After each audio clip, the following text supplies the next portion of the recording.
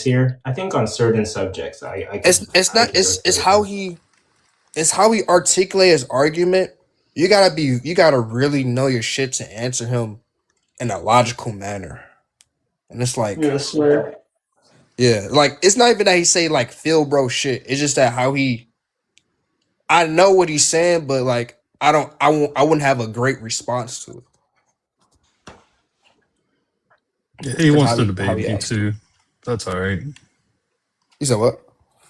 He wants to debate me. Yo, all right. Well, what we debating on?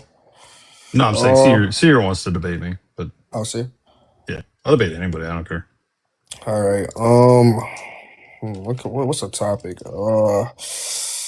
Is a All hot dog right. a sandwich? Oh, we were just talking about that, nigga. A hot dog is not a sandwich, bro. Yo, can I ask Machine Elf some questions real quick on libertarian free will? It Go doesn't for it. exist. Thank you, Matthew. Pretty simple.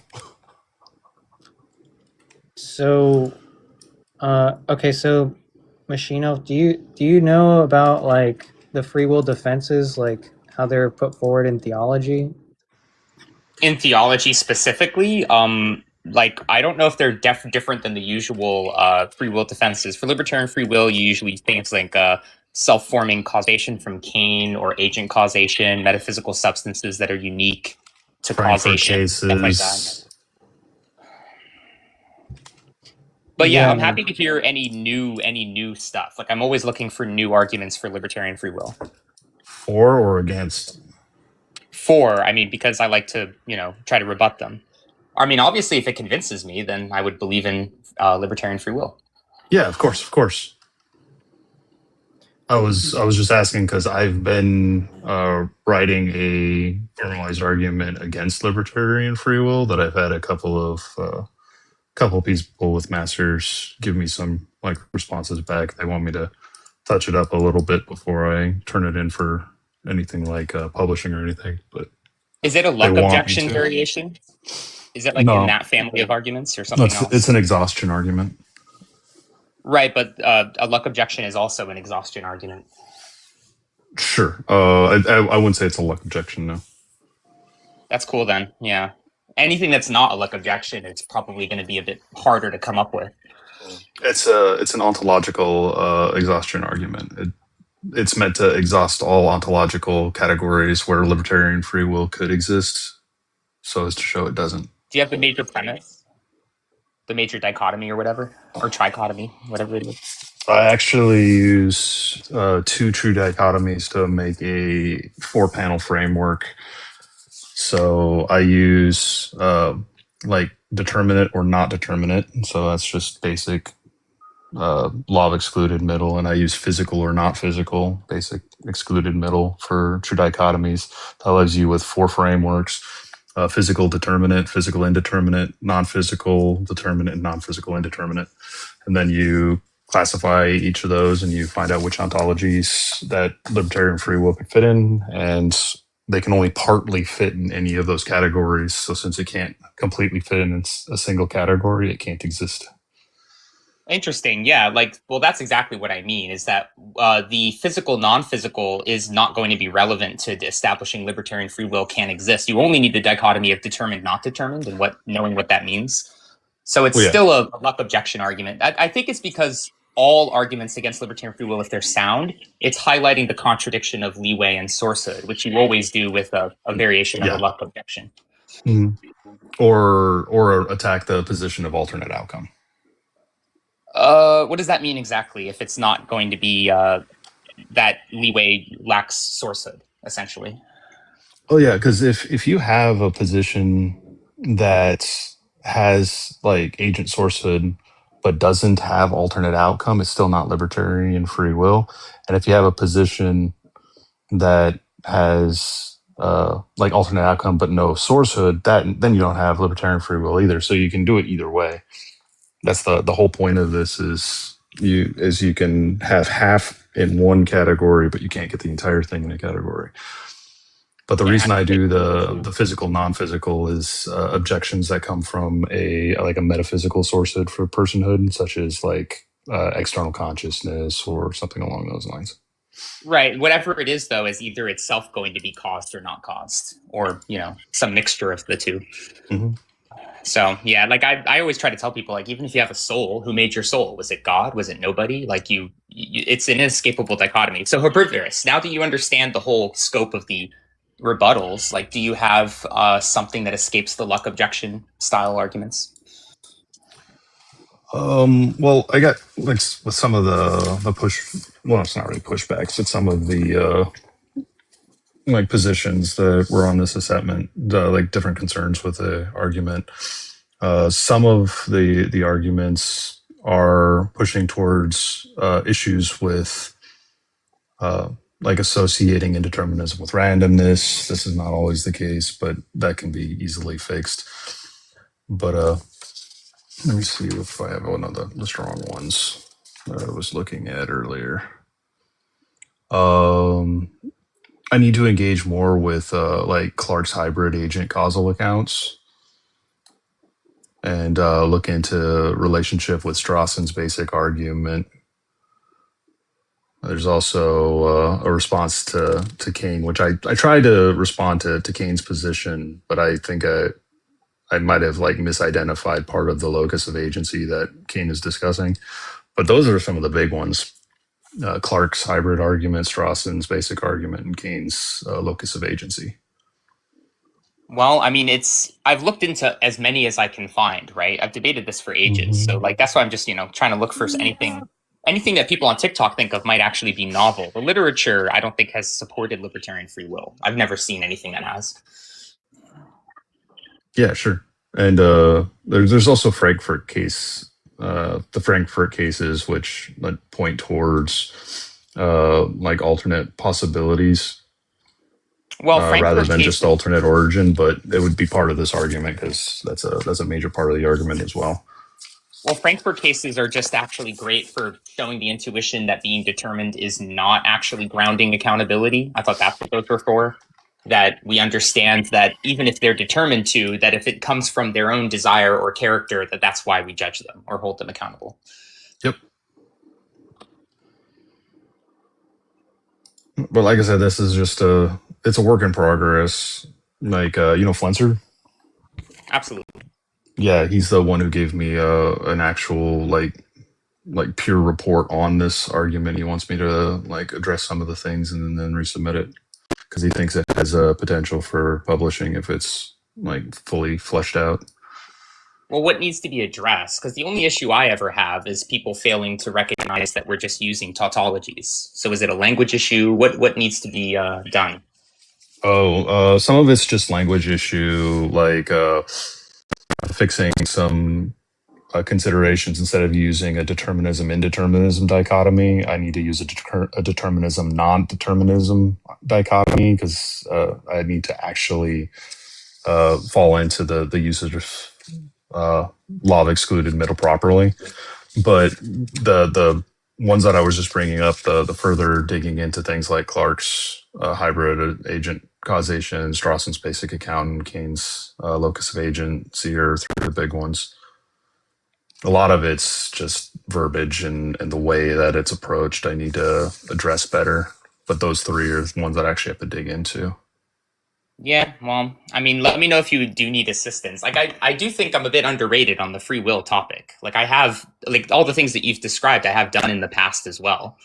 Like, the indeterminate thing, people often just think indeterminate can mean some other thing besides not determined in some contexts. Because, like, if you just swap it for not determined, we're still saying the same thing, that the causes do not fully explain the effect. Oh, yeah, definitely. I mean, it's, like I said, that part's just the language that I'm using, and it can, it just brings up different positions on what it means for something to be not determined versus indeterminate, but versus like actual published systems of indeterminacy, right? So when I say indeterminacy, people think of like specific indeterminate worldviews. When I say not determined, that's just the negation of the deterministic position, which is just clear verbiage. Right, but I do want to address to Mitch because he says you can't just say it's because of the case. But Mick, you're focusing on something that's just irrelevant to my argument. I don't care what we agree the definition of indeterminism is. What we're talking about in the argument is, do the causes fully entail the effect or do they not? The words are just so that you understand the referent, right? So I don't care. Like, I wonder what people say indeterminism is anyway, if it's not going to include random chance. Because or like probabilistic or stochastic processes. that is also just a mixture of determinism and random chance. Like mathematically, it's identical to that. I know it just holds like slightly different areas within the philosophical worldviews of different indeterministic systems. Like I said, this is just a semantics thing to be clear in what I am discussing, so I don't slip into another system that I'm not meaning to address on accident. It's what it entailed by what we say. That's the beauty of analysis. Oh, maybe that's not to me.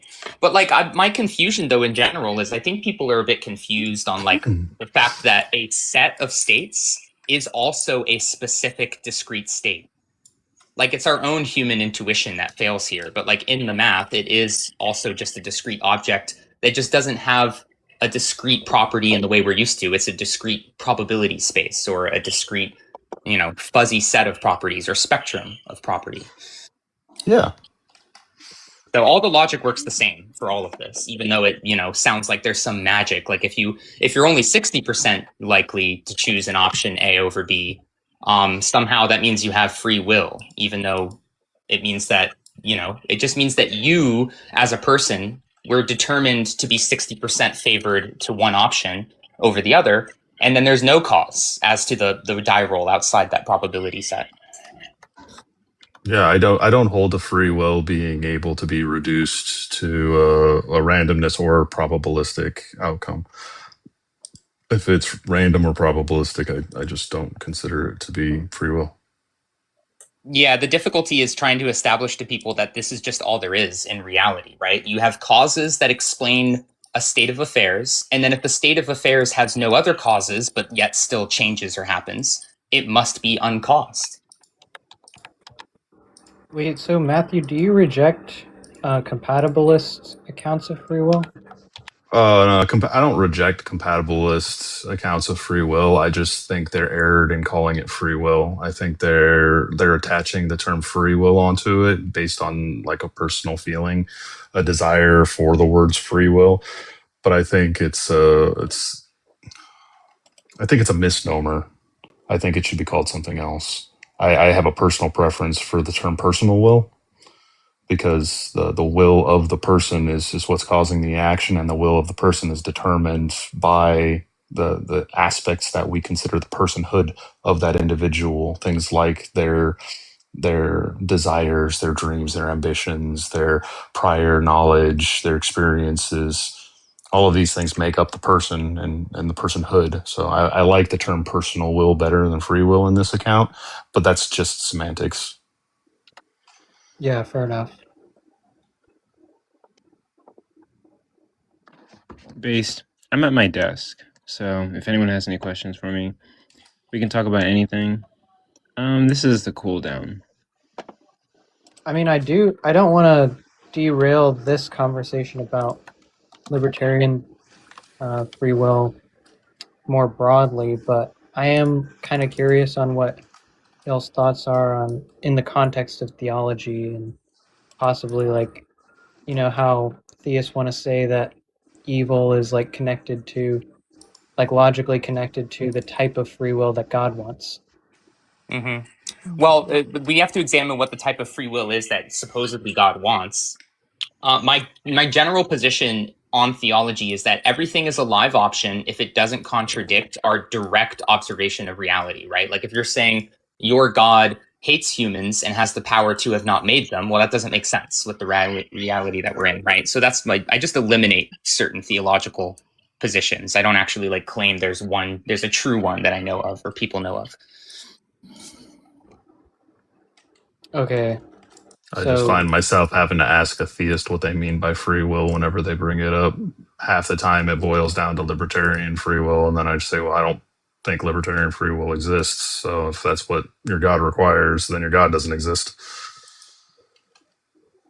Sure. Do you think there's like a lingering implication that like I don't know it like so if you I don't know if any of you guys have read like Luis Oliveira's paper called like Between the Rock and a Hard Place for Gratuitous Evil, but the way he frames the free will defense or the way that the free will defense is usually put forward as a solution to the problem of evil,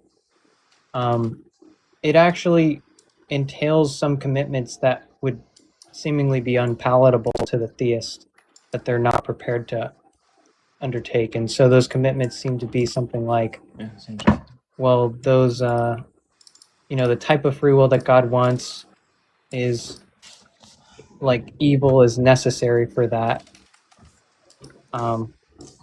So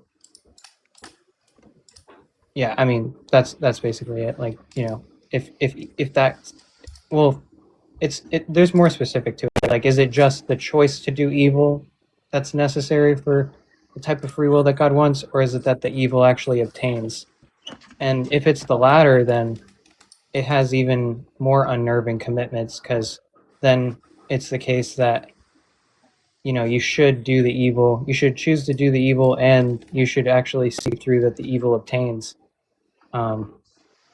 for the greater good of free will to occur. What do you guys think?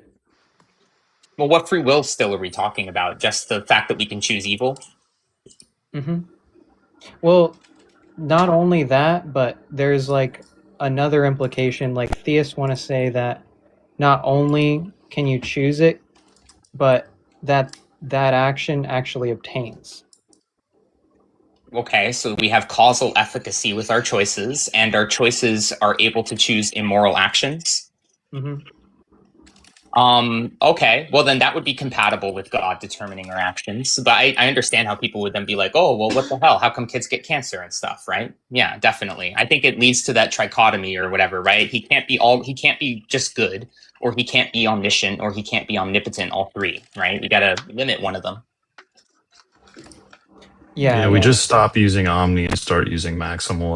That's all that's required to get past that problem. That I gets think what we're past the finding problem here is the end of the question becomes, what is actually like a logical possibility? Like, what God can do? Can he do miracles? Is that logically possible? We definitely don't think it's physically possible from our standpoint, but I mean, I think that as time goes on, God gets narrowed to just converging on just nature, right? Like, God is just nature, and there's no miracles. Because every time you include that with contradictions, with other things that we observe, or what God could want.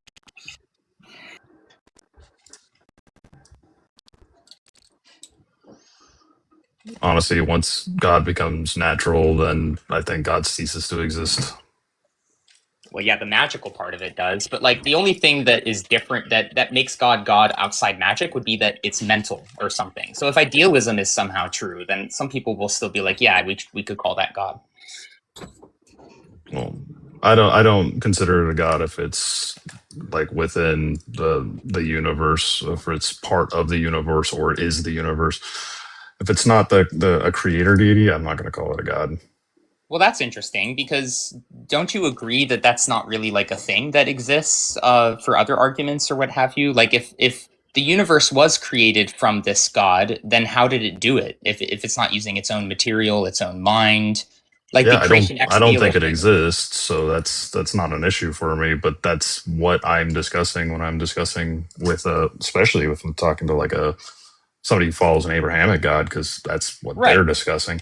But if a person comes up to me and says, I have a God parked in my driveway, I go to the driveway and he's just got a truck. He says, yeah, that's God. I go, well, I don't care if you call that God. That's not what I mean when I say God. I know, but you don't think that example, which is obviously silly to call God, isn't comparable to if the universe is a universal mind, that would some kind of make sense to call God, right? I'll just call it a universal mind. You could call it a universal mind. I think there's just baggage with the word God for some people, because religion's done a lot of harm in our lives. Mm-hmm. But try to stop people from calling it God. It's a universal mind. It's pretty darn the same thing as God minus the magic. So, sure. That's the reason I just say I. Yeah, fair enough. And yeah, like language is important, like, but in a weird way, it's only subjectively important, I guess is my point. It's just my attempt to be clear. Yeah, no, I get it, because if you use that word, people will infer things that you're not saying. So it's easier to not use it. I do that often when I'm having conversations with people and they get really stuck on like semantics of that's not what that word means. It's when I just stop using the word and I just start using like what I entailed the definition to be. Yeah, you What just I see happening is eventually these words, I think there are words that just fit best for certain things, but we don't want to use them because other people use them for things that are not true, like a different variation of it. The example is free will. Like I agree with compatibilists. The word free will makes perfect sense for just decisions that reflect your own character, things that you agree with doing to some capacity. And this can be fuzzy, doesn't have to be discrete. And we can base all of our legal systems on this just fine. But obviously, the term free will is associated with libertarian free will, which is awful. So we can't use it for now. But in the future, once everyone knows it doesn't exist, I think it's a great word for it. Yep, exactly what I was discussing when I said I think a better word for it is this, but that's just my semantics and doesn't really matter for the actual Personal will is conversation. great. I think your word personal will and also universal mind, if the universe is aware. I think that, I mean, thinking about it, they might actually be better than God or free will. Mm-hmm. But I'm not going to force people to use them, of course. No, but you've motivated the use of them sufficiently to me. I think they are more useful. They have more utility. I think so too. That's why I like them.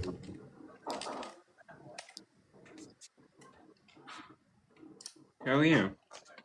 I hope everyone's doing okay. But yeah, those are some tricks I had to use when I like talk to people like Darth Dawkins and stuff like that, because he's very particular about the words that he uses. And he's very keen on saying that's not what that word means. So I just say okay, and I stop using the word and just use the definition instead. Well, he knows all the correct definitions, so you gotta According to him, make yeah. sure you're updating. Mm-hmm. I actually know exactly how to prove Darth wrong if he'll let me, but he knows it and he kicks me off as soon as I start to demonstrate he's wrong about the statistics with evolution and stuff. Oh, he never talks about evolution with me. He always pulls tag on me. Of course, I like trounce him on tag every single time, but as soon as I start trouncing him on tag, he starts running away. I got a bunch of videos on my page about me talking with him. Nice, always good, always entertaining. I love watching people talk to Darth. So there's a bunch of videos, but it's only over the course of 2 conversations because I don't like to just like quote farm when I'm talking to people. So at least the second conversation with him is the entirety of the conversation from hello to goodbye. Nothing cut out because I don't want people assuming that I just took the part of it that I wanted. Gosh, like if I like literally do that, like post a video with no edits, like some people will still claim that I might have somehow made it with AI or edited it, right? Like we live in the age where people will just incessantly deny anything because they think that technology can fake anything.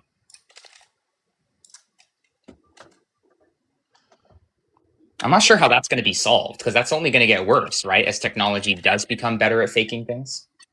Oh yeah, of course. Oh, wait, never mind.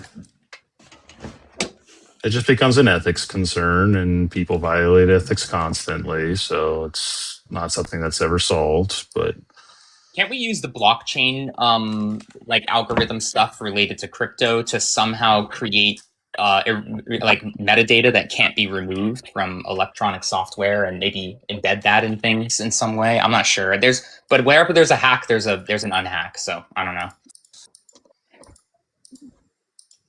we can do a good job of trying to show like unmodified raw data and look for artifacts that suggest like any sort of editing or anything that comes from a like an artificial position. We've been doing that for a long time.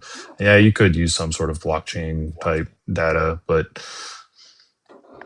it's never going to stop people from using it or like accusing people of using it.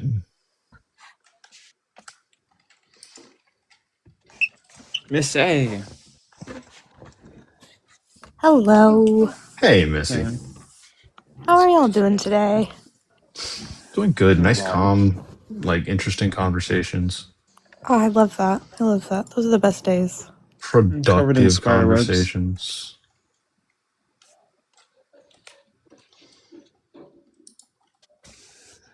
But there's 31 people on the live. If you can, please like the live, tap your screen, share with anybody who you think might be interested. I'm down to talk to anybody. And yeah, like anybody can talk about we can literally talk about anything. It doesn't have to be religion. Yo, why is Herb mogging the panel like that, though? I was about to ask her, why is your camera on? But you're a handsome man. Pause. No homo. Uh-oh. Thank you, sir. Daniel wants to come up. Yo, Herb, you man, I give you a smooch, nigga. Word. I'd Oh, allow shoot. it.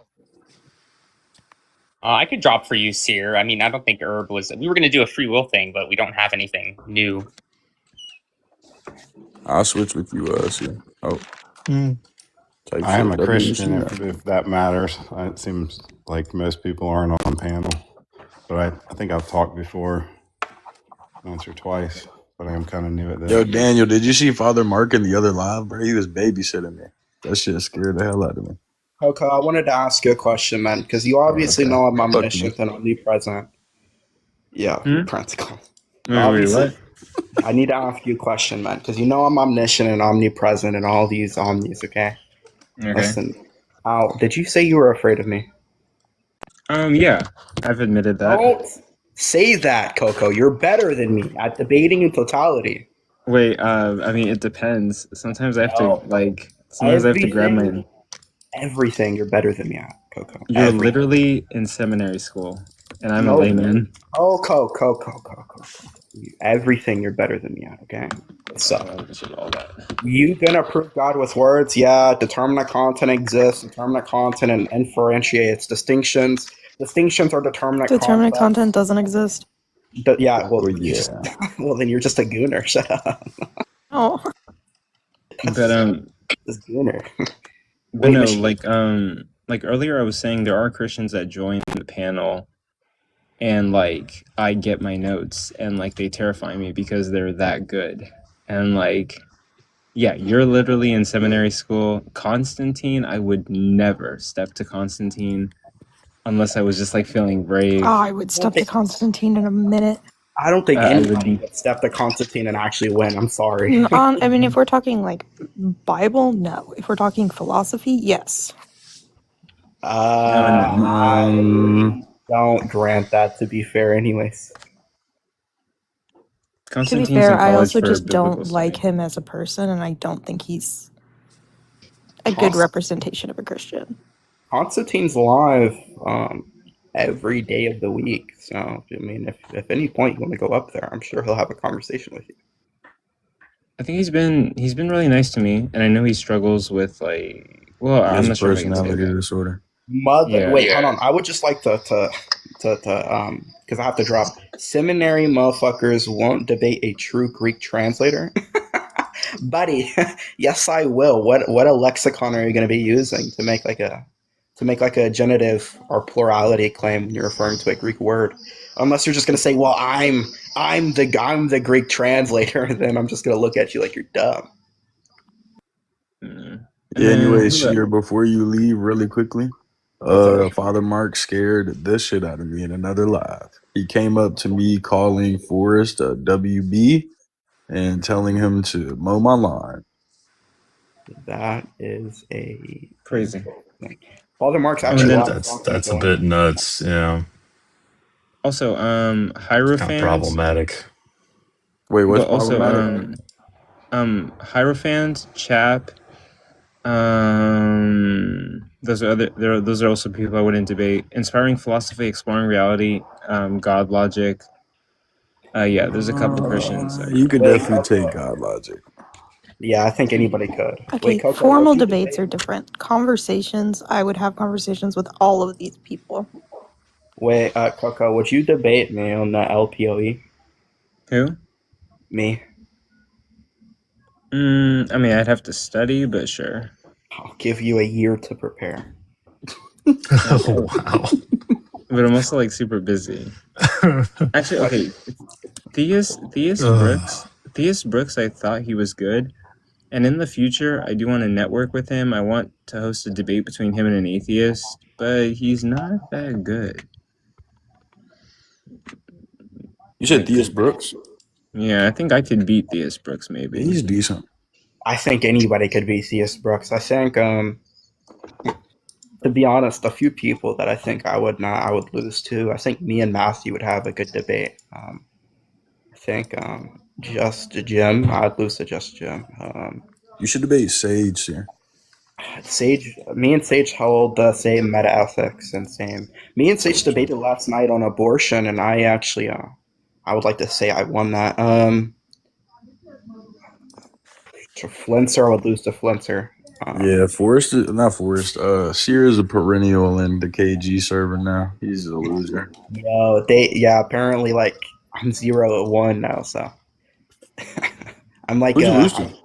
I lost to Elijah.kg, but the only reason why is because Kylo and Cap kept just adding me and just like, yo, debate him.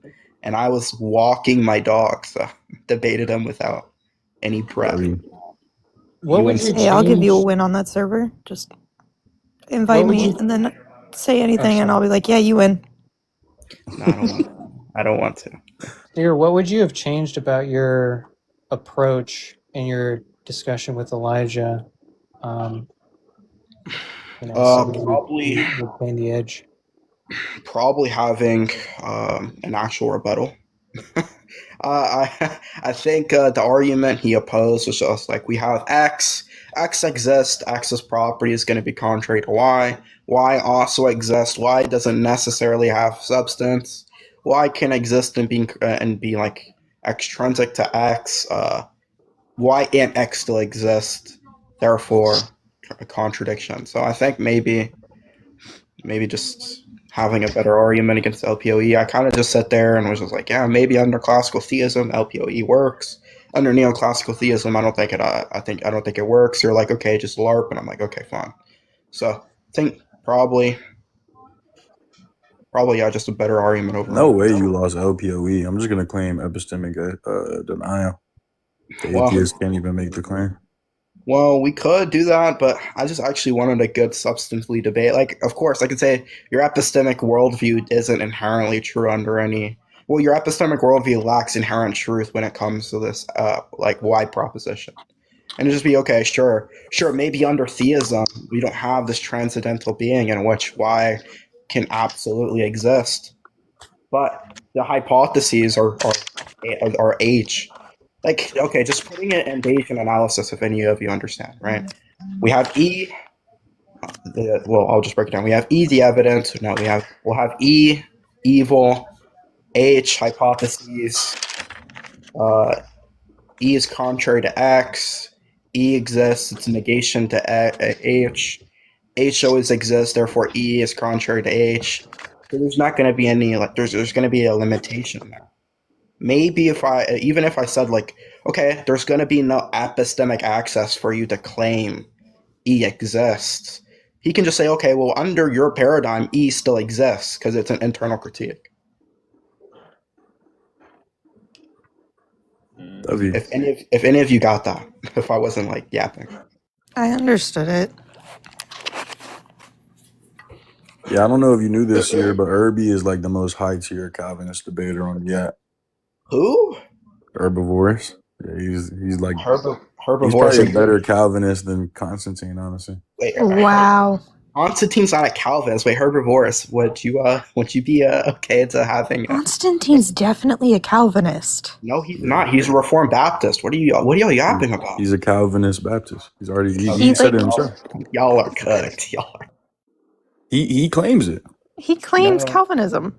Yeah. I'd actually debate Constantine in our dialogue when it comes to Calvinism. I didn't even know that. Define Christ, the Greek word anointed one, our chosen one. Yeah, I didn't know Constantine is one of us. Like, yeah, W. Yeah, this guy's I grew up I was excommunicated from PCA, so I can't be a part of y'all's group anymore. Well, to be fair, PCA is just not a traditional Calvinism. That's not what Christ means. Yeah, Christos means the anointed. All right. Wait, Herbivorous, are you actually a Calvinist or are you a LARPer? I'm Calvinist. Would you be down? Yeah, this guy. Yeah, would you be down to do like a inner dialogue when it refers to like Calvinism and his critique against Polemos? Wait, who? Polemos, Gregory Polemos. Wait, would I be down to talk with that guy? No, would you be down to talk to me about his critique against the Eastern? Oh, sure. Yeah, I haven't heard it. Seer sounds like a know-it-all. Seer sounds like he can swallow a tennis ball. Yeah. You see what I said, man? You're a child prodigy, bro. You're only 14. Yeah, okay, bro. Yeah, no, not. Yeah, can we kick him, bro? Can we kick Prince? Herbivore, do you follow any specific part of like a Presbyterianism? Do you subscribe to any like specific? Are you a member of a congregation? Anything like that? I'm actually a Baptist Calvinist. Baptist Calvinist. So, run me through that. Wait, yeah, can you give me your conference too, by the way? Just for clarification.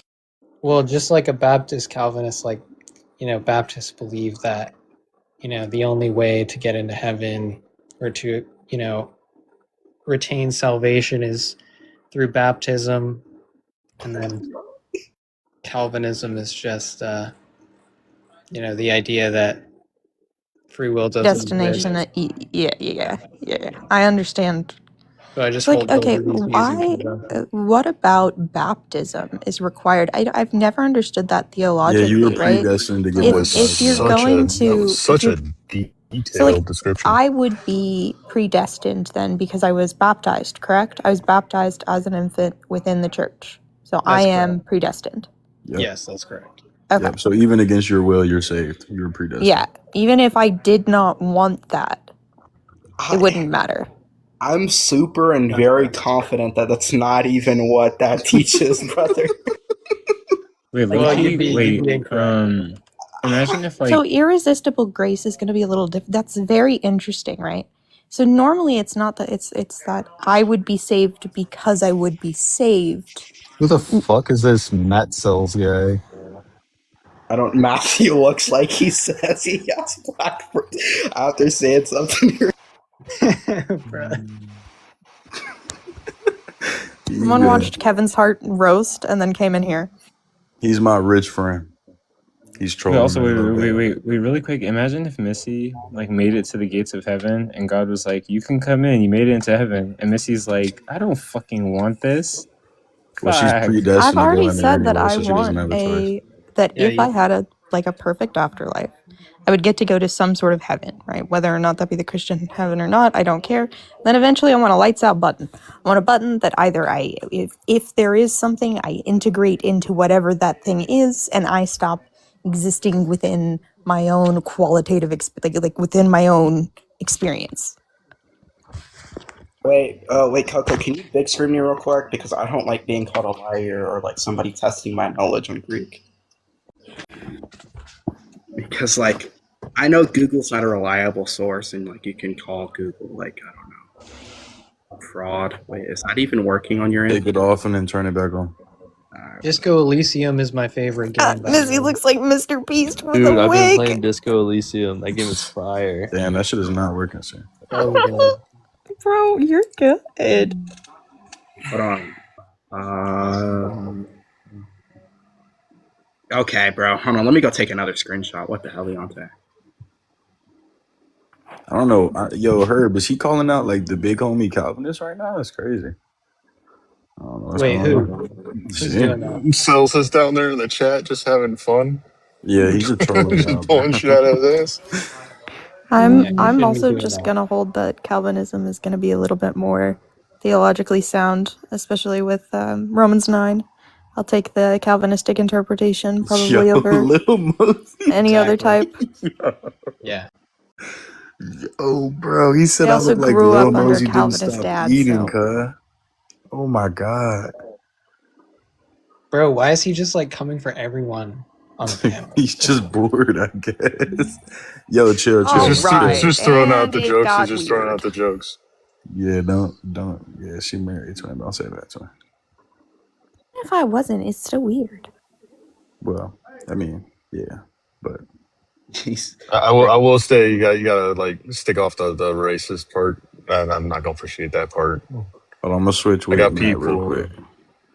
I got people who say they want to take away somebody else's end card to give it to me because they know I'd never use it. Yeah, bro, you're so Sigma for that, bro. I'll tell you that. Real quick, what did you mean by people? Individuals who say they want to do that. Big Humans. Wait, yeah, so Specifically, like POCs. And so the source Google, some mixed people. So the source Google obviously concludes that when it's referring to the Greek word Christos, it's referring to the anointed one, or also, like I said before, the chosen one. So whoever tried to correct me on Greek, you're a fucking fraud. Anyways, thank you. I don't know why anybody would deny that translation of Christos anyway. That's like super common knowledge. Apparently, my seminary education is just thrown out the window as soon as I will even my Greek education. I mean, Messiah is much more like specific on what it's discussing, but Christos is it's very just it's been used a lot of places too. Just very straightforward. It's very hard to say Christos is not referring to the anointed. Ancient Greek isn't even correctly defined, but real quick, what is it? Is Koine ancient Greek, or is Koine more of a modern version of classical Greek? He's obviously rage baiting, right? Like, obviously, this motherfucker has no idea what he's talking about. I don't. He's rage baiting, sir. He has to be. No, Koine is not going to be ancient Greek, but it's also not modern. Yeah, well, what I mean by basically modern is just more of an updated version of classical. Yeah, definitely. It's definitely not ancient. It's closer to modern. Yeah. Bro writes like he smells. Okay, bro. Yo, why do you keep throwing Elmon Hillman? It's a classical. I trust this definition of Christos over a seminary lame. Yeah, you're right, man. You win. Just you're low enjoy too. that. You conceded, you know. Yeah, I'm obviously we've been cooked by the chat. Yeah, some guy named Lucian cooked me in the big. Yeah, Jewel, but are you gonna like contest the claim that you look like Justin Bieber if he got lost in the woods for a week? Yay or nay? Wait, what was the proposition? Matt said you look like Justin Bieber if he got stuck in the woods for a week. I don't concede that Justin Bieber could survive being lost in the woods for a week. Oh, Jewel is the proof. Yeah, he's Justin Bieber. I'm Mr. Beast with a wig. That's not Mr. Beast with I think it's hilarious. It's so true, though. Mr. Beast with a wig. At least nobody said you you swallowed tennis balls. Yeah, that was crazy. You sound like he swallows tennis balls. That was the funniest thing in my life. Just makes me think of JJK. He's Canadian. Maybe he could. Okay, can you make that happen real quick? You could just like pull out some of the classics and say he looks like he gets like a golf ball through a garden hose. So yeah, that's a good one. Yeah, Jewel look like the type of dude to climb over a glass wall to see what's on the other side. I would. Oh no! Could you even climb over a glass wall? What would that look like? Where there's a will. Yeah, Okay. you just Actually, no. activate They your make inner these really spidey cool sense. things for like glass when you want to move large panes of glass that will like suction cup. I bet that you could modify it so you could like have little like Like they do suction in cups on spy your movies. hands. But what People have what done is the that. what I is would the use that to class? just Yaga somebody. Y'all remember Okay, Yaga? but what is the Yeah. class stabilized by? Huh? Well, I mean, that's gonna depend, right? Like what type of building, what type of It's gonna be glass. stabilized by Is it a God. window? Is it a door? Is it Well, like Missy, sunroom? only you have that critique in your worldview, because I could just say it was stabilized by God. Come on, bro. I can Yeah, just God say is just that gonna it's hold it up stable. with his breath. I can say it's stabilized by like the thermodynamics of the glass cooling after it was melted and the Oh yeah, structure of the crystalline structure disregard like being thermodynamics. in line. Yeah, I can say who says that it is Disregard stabilized. thermodynamics. I deny all thorough No, dynamics. I would ask what is like, okay, when we mean stabilized here, right? Do we mean, is it stabilized by the structures around it? Can it support weight? Is that what we mean? Yeah, it's Molecularly supported. Stabilized as in, stable? is it It's going to supported by move? God. So basically, that's where I would go. So I just immediately go into weird continental Well, you bullshit. see, Is yeah. glass So instead of us crystalline in performing, structure? well, Missy, I'm gonna ask, instead of us performing Misty? sophistry, that we just ask you to concede that God is the most transcendental being for this glass to stabilize. you can't even say not no going to because of the concede problem that. of induction. What are you gonna ground your epistemology in? Go Yeah, ahead. what are you Me. grounding this no claim? Foundationalism. Me. Oh, I apparently Me. found out that the problem of induction is not a problem at I'm the all. one who Like gave they, logic to God. You know that, right? W. Matthew. It's like a machine. If the problem of induction isn't a problem, yeah, it's like the Gödel's thing. Like lay people think there's some issue with knowledge because of Gödel's. It's the same thing with the problem of induction. Like science isn't just based on induction; it's also based on deduction. You falsify a hypothesis, meaning that hypothesis is definitely not true about reality. So it does give you knowledge. Yo, Machino, I think I DM'd you a long time ago, but since you're on here, would you be down to like study with me and Prince on Bayesian? Facts. On Bayesian? Like, I mean, why though? Motivate me. Because you're smart. You're a smart, Yeah, we independent, like you. young theist, and we're trying to get. I know, but I just don't find Bayesian, like if you want to do formal Bayesian calculations, it's still just going to get you what is most likely true if you don't know what's true. Then you would just be using deductive arguments anyway. And that's just going to be better because that's going to change the scope of everyone's Bayesian reasoning anyway. That's what I fucking told you. No. And then it fails to priors and additional knowledge. Exactly what. it also fails because it's not actually a way to get to a truth claim. It's just an indication. It reminds me of a little like neon sign that points, and it's like, hey, it could be this one. It's like, it doesn't have to be that one. Yeah, but it's a pretty neon. Oh, sign, like so Siemens. it's probably right. You get what I'm saying? Like, so yeah, and P1, the sky seems blue It's because useful for what it is, but all it does is it keeps you consistent with your priors and you're consistent with what you mark as evidence. Like, it's just a consistency tool, really, because if you don't justify your priors, then it's not really telling you anything, is it? Yo, Prince, you gotta talk to Padre Guapo because he low-key convinced me of structuralism. I'm not gonna lie. Oh yeah, structuralism's base. Yeah, I don't even need any. Yeah, I don't need to be I convinced. needed convincing. What is structuralism exactly? All structuralism is saying is that things are made out of, like the things that constitute substance are a configuration of invariants. All right, fair enough. And so you just identify what the invariants are. In my system, minimalistically, the invariants are 3, and I name and define them appropriately. That's all. Which ones? Potence, in the most simplistic term, the capacity to be, expression, which is the deterministic form of that capacity, and then unity and relation, which allows for relation between potence and expression. Yeah, I mean, that sounds satisfactory. Yeah. And then there's just a shit ton of entailments that come with it, what generates from a necessary structure and things like that. Well, do you agree with the axiom that they also would be necessary? Dependent still, but necessary. I'm talking about necessary versus contingent as far as like could have failed to exist. As in they're not dependent fundamental. upon some prior and are a fundamental entailment of this, yes. Yeah. But like if I go into like further explanation, I'd say that those things would be like second order. They wouldn't be primary. Sure, but that's fine. I mean, that's just more of an to the second order cause, because it is still caused entirely by the first order cause. Yep. Yeah, that's cool. Can I interject for a second and try to create Absolutely, I would love you to, but give me 1 second. I just gotta announce my leave. I'm finna head out, guys. Y'all have a good one. God bless you all. God bless I you. just got here.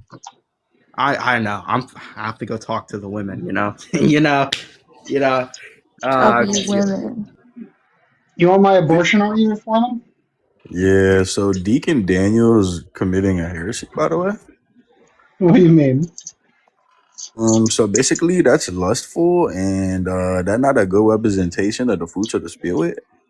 No, he's pursuing relation, which is indicative of, mediated reflexivity in reference to necessary structure. So he should pursue relation. Yeah.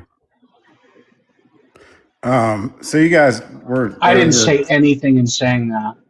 Machine Elf would probably be like, you didn't actually say anything substantive. You guys earlier were talking about like first calls or something. I'm not a debater, so I don't know all the laws of logic and such that you're talking about. But I would like to bring it back to the first observable thing in our universe, which is the CMB, and the CMB shows a direction to it with the axis of evil or quadruple and octuple alignment. Well, that evidence, it does support that position that there is some sort of privileged reference frame. But since we have other evidence that shows that there can't be a privileged reference frame, I favor instead that it indicates that the universe is much, much larger than the observable bubble that we can access.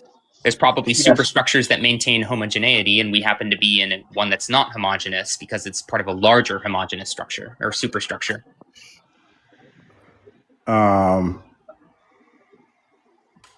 But I want to stick to what we know and what we can see and prove. Right. So, and I do think atheists have more faith, I guess, is where I'm going with this, and actually don't support. What we know and we can actual prove is that the data. observable universe is currently expanding at a rate that is slowing, and we are going to continue to gather data as we continue to move forward. That's what we know, and that's what we can see. We can see we're heading toward heat death. We know that. No, we don't know that, actually. That's actually fallen out of favor in science.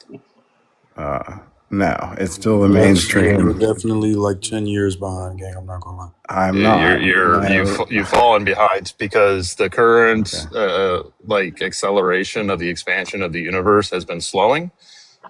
You're going to get to a point where the acceleration is no longer accelerating. Then you're going to get to a point where the expansion is decelerating, and then you'll get to a point where the expansion stops. Schematics. But that does not entail heat death. Isn't that more likely to be like a big crunch than heat death, Matthew? Look, just Google. Anybody can Google. Currently, it's more likely to have something along the lines of a retraction or a big crunch style model. But you can look at the Penrose's CCC model. It's perfectly mathematically sound. Mm-hmm. Perfectly mathematically sound. Wait a second. He's mathematically figured out the big crunch model. You know what you're trying to tell me? No, I said his CCC model is mathematically sound. Nicholas, you do know physics is only possible via math? Do I? Yeah, it's continuous cyclical, right? So Penrose is positing it's that cosmological cyclical model. Yeah, it goes in and out. Conformal cyclical model. But yeah, that's lungs. Still not the mainstream theory.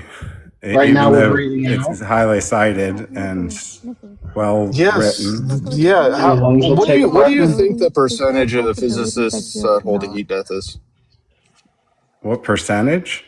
I don't know. Yeah. Over 50%. No, not even remotely close. Then why is it the mainstream? Probably closer to like 12. It's the mainstream? I go 30. Are we placing bets? I bet 30%.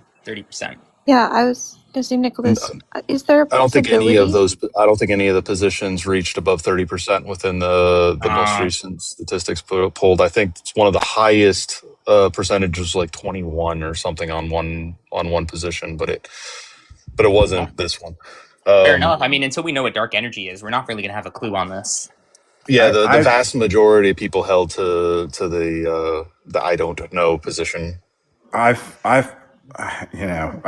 hear you, but I've watched 100 different cosmologists and such, and whatever, scientists, astrophysicists. Yes, heat death has been talked about for a very long time. And every time they're Yeah, asked, what is the data pointing to? They always say we're heading toward heat death. And then they go on some other rant of how it could happen of something else or something else. And maybe they have their own theory. Nicholas, could you be out of touch and out of date? Could you be out of date with this specific thing? No, he's still right. Sure. Okay. It would be from yesterday then. It still wouldn't be relevant to anything. But there is something interesting about the heat death position. And Penrose points it out in his CCC model, is that it actually creates the conditions that his model needs for CCC to be true. Which allows for a collapse and another expansion. Yeah.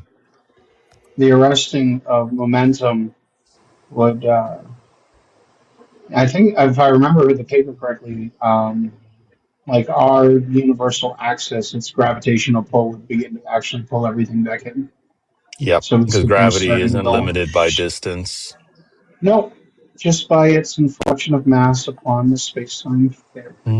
But this is a situation where, like, I like his model, but it's not based off of gravity at all necessarily, is it? It's because of time invariance, which makes space invariant, which makes the geometry conformal from a no mass universe, like no energy, no momentum, no mass. It's all evenly dispersed. That becomes mathematically equivalent to the low entropy state of another Big Bang.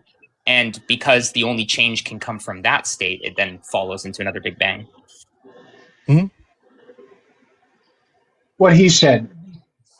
I mean, I've heard a bunch of different theories, but the evidence points in one direction. You're making theories up because you can't explain the past. You can't explain the past, so you're trying to explain the future to what about the past do you think we can't explain? Whatever was before we can the explain CMB. Okay, that's not just the past implicator, is it? And we can explain some of the things prior to the CMBR. Because there are things that must occur in order for the CMBR to occur, and that would be part of the lambda CDM model. The lambda CDM model is going to give you the different epochs that would be required to happen for the CMBR to instantiate. And that's the reason the CMBR was predicted prior to being found, was because of the models that state that we should find it. Right. This isn't something that it hasn't been discussed or thought of. But yes, we can have some fairly strong information and knowledge about what happened prior to the CMBR, at least to a point. Well, a Christian, you would need a Planck epoch. Came up with. I'm pretty sure a Christian came up with the idea that we should see the CMB because he believed that there is a beginning to matter and. Coming to find out it's true. That's not what he begins. And no, there wasn't a beginning to matter. But observable. George Lemaire in his paper admitted to believing in a proximal causation, right? But in his paper, like Pro Total, there's no reference to God, right? It was an astrophysicist providing a theory. The physicists just happened to be Catholic. It wasn't that it wasn't Catholicism that led him to this. It was physics that led him to this. He just happened to be a Catholic physicist. That's that's a real big pet peeve of mine when people do that. They say, "Oh, it was a Christian who did it, so it must be to support God." No. You can be both. You're saying that your conclusion But that doesn't better than mean his that it leads conclusion. to a God. I haven't said I'm not anything agreeing with. against his I'm not saying that conclusion. it points His necessarily. conclusion was that the universe was expanding. I agree with him. What's important here, Nicholas, is that there's plenty of people whose motivations for studying the universe was because they wanted to understand God. But when they do come up with a correct scientific model, they come to it through observation of the natural world. It's never through like a message from God or anything like that. That's never been established. I mean, I agree with that. Sure. I'm not saying. Understanding the creation of God may be their motive, but this doesn't push to belief in a God. It just is evidence that our observable universe is expanding. And yes, we do know at least some information from prior to the CMBR. Well, we can make models, but we don't know for sure. Correct? You don't know anything for sure. Oh, come on. We can observe things. We can repeatedly. We have multiple satellites that How do went you know up that and your tested the same experiences are CMB accurate? over and over and over, making the same maps over and over and How over. do you know your experiences are accurate? Because if nothing else, I enjoy playing the video game. Okay, so you very much could be a brain in a vat, and none of what you're experiencing is true. Yeah, the argument is going to be like something similar to last Thursdayism, by the way. Yeah, Yeah, easily. but we're not going to go anywhere with that So analogy. to say that you are unless you can ground certain it of into something like Christianity, which I do believe I'm a soul and a body. Oh, Chris, that's all just something being plugged into your brain because you're a brain in a vat. But the whole point here is you can't be 100% certain. There are going to be other logically consistent, non-contradictory positions, even if they sound weird to you, even if they sound absurd to you. They're still Like the logically axis of evil possible. to an atheist. I get it. You want to deny it. So they are still logically possible. Therefore, you can't say that you have 100% certainty of anything. No, so but when I we do have the data and evidence to support a position, and like they're we've been valid, they are gathering sound, over and there's and over no and over. issues with it, then I have no reason to deny them. Then why do you Especially deny when they're epistemologically virtuous. Then why do you deny the axis of evil? The I likelihood of didn't say that I is deny the. I insurmountable. don't even know what you mean by the axis of evil. I simply denied your claim that we could not know anything from prior to the CMBR. That's what I denied. And I denied some really simple things that you've been saying, but I didn't deny your entirety of your argument. Can we observe anything before the CMB?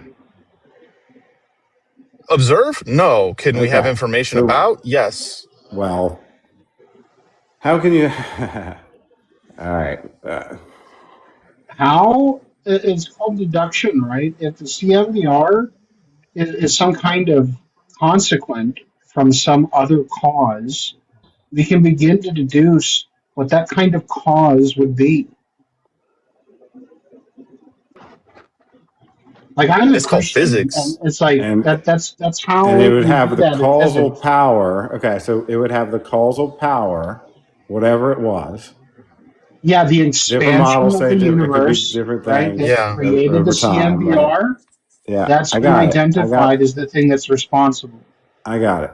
Whatever it was the prior. Planck epoch, the quark epoch, the lepton epoch, these things are required for a situation where the density Yeah, I got it. I got it. I really at do. the I expansion got it. gets to a point where photons can actually be released from that hot dense state.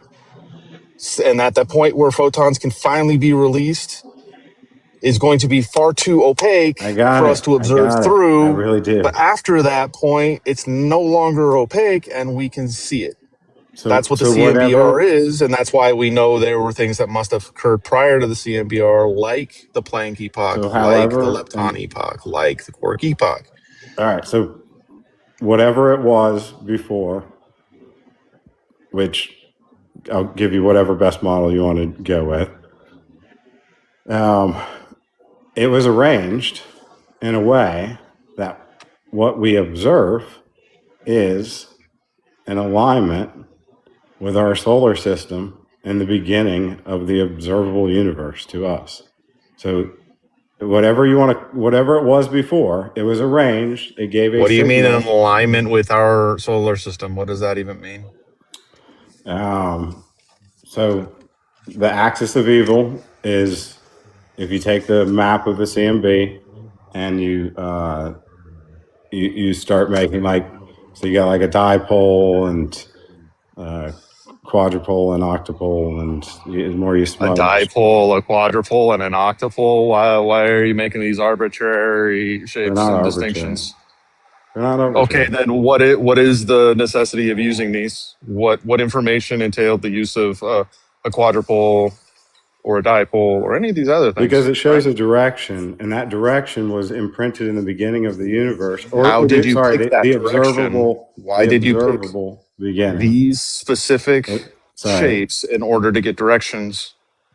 And we are heading very similarly in that same. I asked direction. you, why did you pick these directions? Why did you pick dipoles, quadrupoles, and octopoles, and any of these things? Why the did you pick dipole these on shapes the CMB map is the direction in order to pick these something's directions? going, right? Yeah. And then I mean, what do you want me to explain it to? What do you want me to explain to you? Why did you pick these methods for picking directions, for showing direction? I don't know They how. shouldn't be Do there. you need me The to? quadrupole and octopole are the same signal. It's the same thing. It's. Wait, actually, hold on. Wait, pause here, guys. Machine Elf, I'm gonna ask like a really stupid question. But could you answer this for me? If he's there. I'm Or here. actually, Go wait. ahead. Okay, so when the expansion happened, is space flat, or like did like planets go up, down, and forward? Time is flat. So the expansion is every point in space is basically adding more space at every point in space. Like everything's moving away from each other, right? But as far as space being flat, it might not be universally flat. It might be convex or concave. I forget what those are called. Space is not flat. Space time is flat. Because No, I'm I meant for wondering, the like, whole universe, Matthew. Like for the whole, like if you took a look at all of space time, it might be flat. It might not be flat. I don't think we know that yet. No. Because I'm wondering, like, is there? So you know where the Earth is, right? Is there planets above the Earth? Like, If you just mean higher- above, as in like from where we're standing now, yes. But like it's space, like if you just go to the other side of the planet, now above is a different side of you, right? So do you mean like from the North Pole? Because yes, there are planets in that direction. There's no privileged up or down, by my understanding. Like but this is what Nicholas is talking about, is that there is some data from the CMB that suggests some kind of preferred direction, but that's assuming the observable universe is all there is. There's no more universe outside of it. No, there still could be a universe outside of it. It doesn't challenge that whatsoever. It challenges it. I'm saying that it challenges that there be a preferred direction if what we're looking at is just a local asymmetry of a more broader, larger universe or reality that is symmetric on that larger scale. Like if it's just way bigger than we thought, then we're going to see some asymmetries on our scale. Well, sure. It seems to suggest that we're in a super privileged position. Why is it privileged, though? How does it help us that we happen to have our solar system's elliptical plane or orbital plane happens to match the plane of the axis of evil, as you call it? Because we're a young universe compared to an old. Well, that doesn't privilege us over the rest of the universe. I'm asking why. I'm sorry, not universe. Sorry. Young. Solar system. Solar system. Sorry.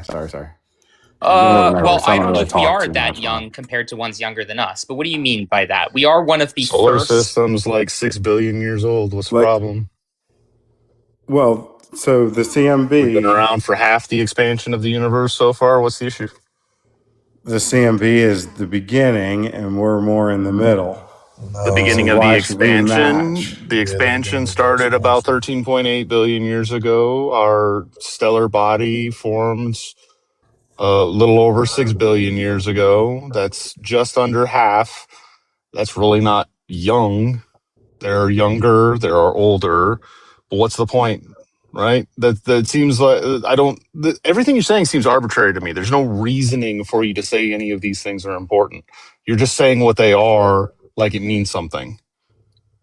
And you're giving it names like it's important, like axis of evil, just trying to that's make not it my sound name. important. That is the name that. Yeah, I don't care somebody why else gave people me. are using it, right? I don't care where it came from. It doesn't seem to have any Hey, what's necessary going on, components guys? to it that mean anything. I believe in God, and I believe in God's righteousness. I'm glad you do. Can you wait Can you to wait? start a new conversation until the current one is over? Yeah, go ahead.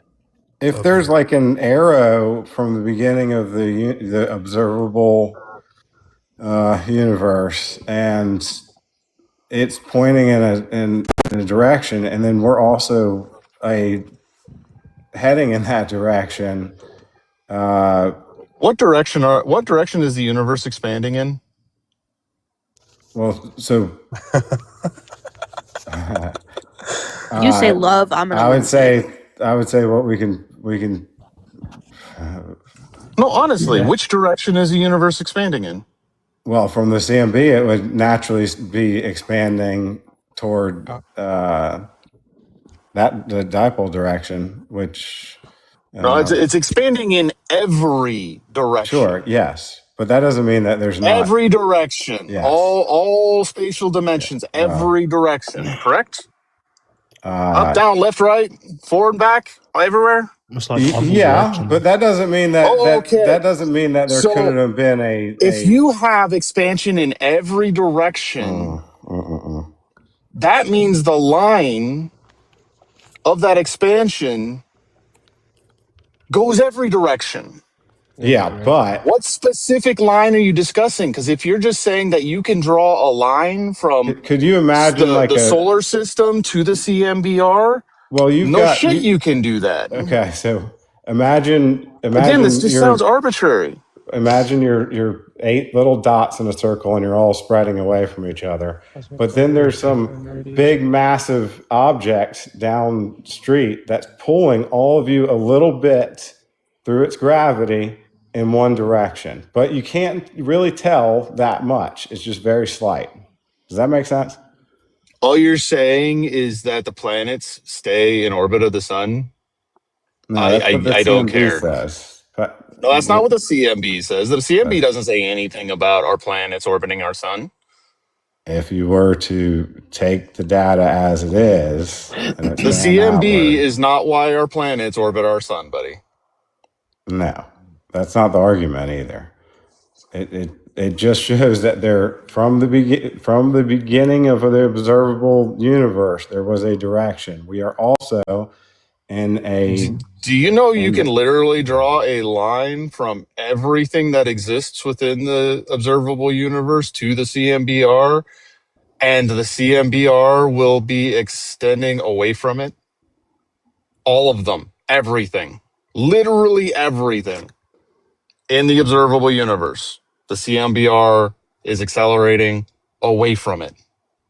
So this line that you're talking about exists everywhere.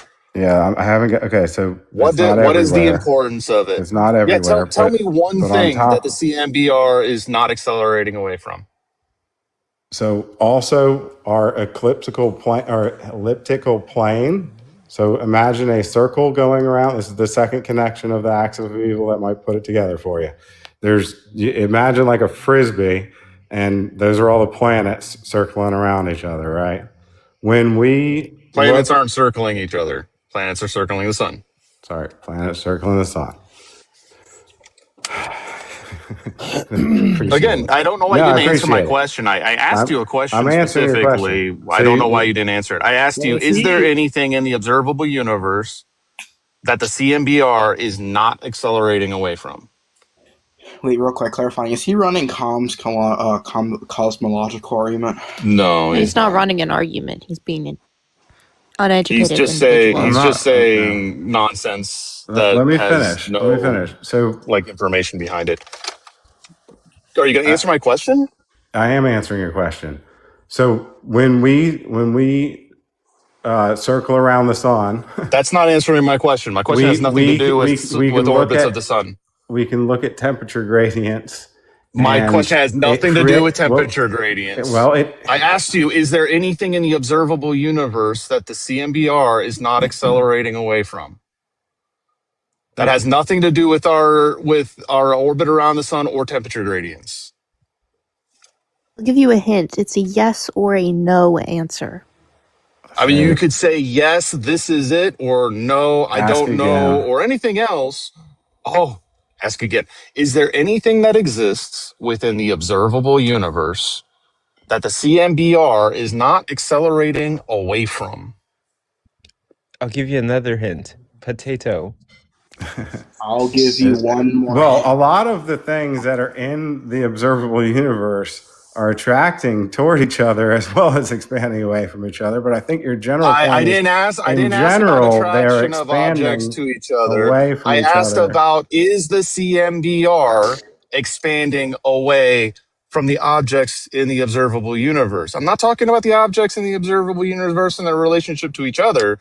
I'm talking about the relationship of the CMBR. Yes, I fucking do. It's the same light. The cosmic microwave background radiation. I know what it is. Okay, that's the limit of our observation of the universe. You think we're seeing that right now, though, is the problem. Is that limit accelerating away from every physical object within the observable universe? This is a really easy question, man. Yes. Yes, okay. Then from any object in the observable universe, you could state that there is a direct correlation with a line from that object to the expansion of the observable universe and the observed CMBR. Everything. It is an arbitrary, nonsense, means nothing comment. So I don't know what the hell you're talking about with these directional analyses of our specific solar system when the exact same thing could be said about literally any star system in the entirety of the observable universe. Literally every one of them. All right. So can I land the next point, the axis point? We haven't addressed the points we've been on yet. You've just ignored everything I've said. No, I haven't. I really haven't. Okay, so if this can be said about every star system, what is the importance of saying it about ours? We've been coming out over the years with the new data. We've been coming out and showing there are bulk flows in the direction that we're heading as well. So the more data we get, the more we're showing that the universe is still behaving like the quadrupole octuple structure of the CMB would have been if it was actually there. It's seeming like it is, and now we have like the CF3 velocity field that is also even larger than that. There's no such thing as a velocity field. Okay.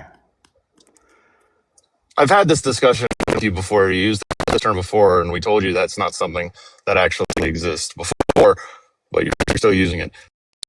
Exact same thing could be said about every star system, especially every star system within the Milky Way galaxy, because our system follows the same path as every other star system within the Milky Way galaxy.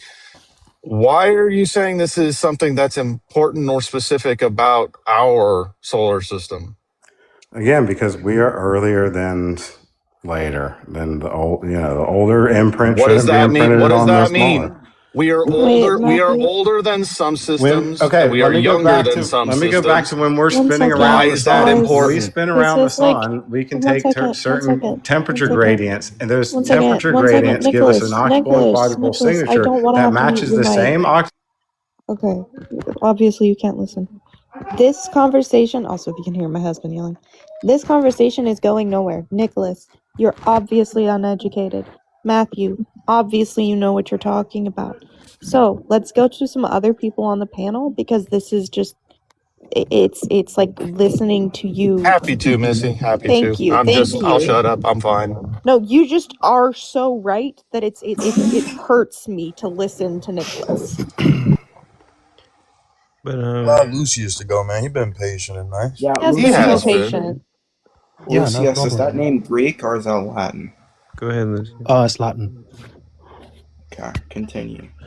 All right, so boom, boom. I believe in God. I believe that God is in all things. I don't believe in a traditional, I guess, perspective of God, like from like a I don't know, standard religion like Christianity or anything like that. I believe God transcends all of these types of terms, these types of labels, and the reason why I believe God, from a science perspective, exists is if we were to look at some of the principles of like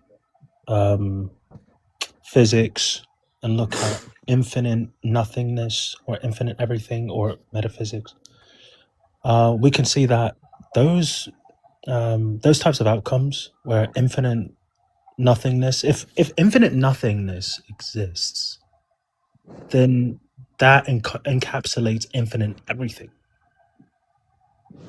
I think those two things would be opposed, and I also think the concept of infinite nothingness is contradictory itself, because to be nothing would mean to have no defining characteristics. To be infinite would be a defining characteristic, and thus it wouldn't be nothing.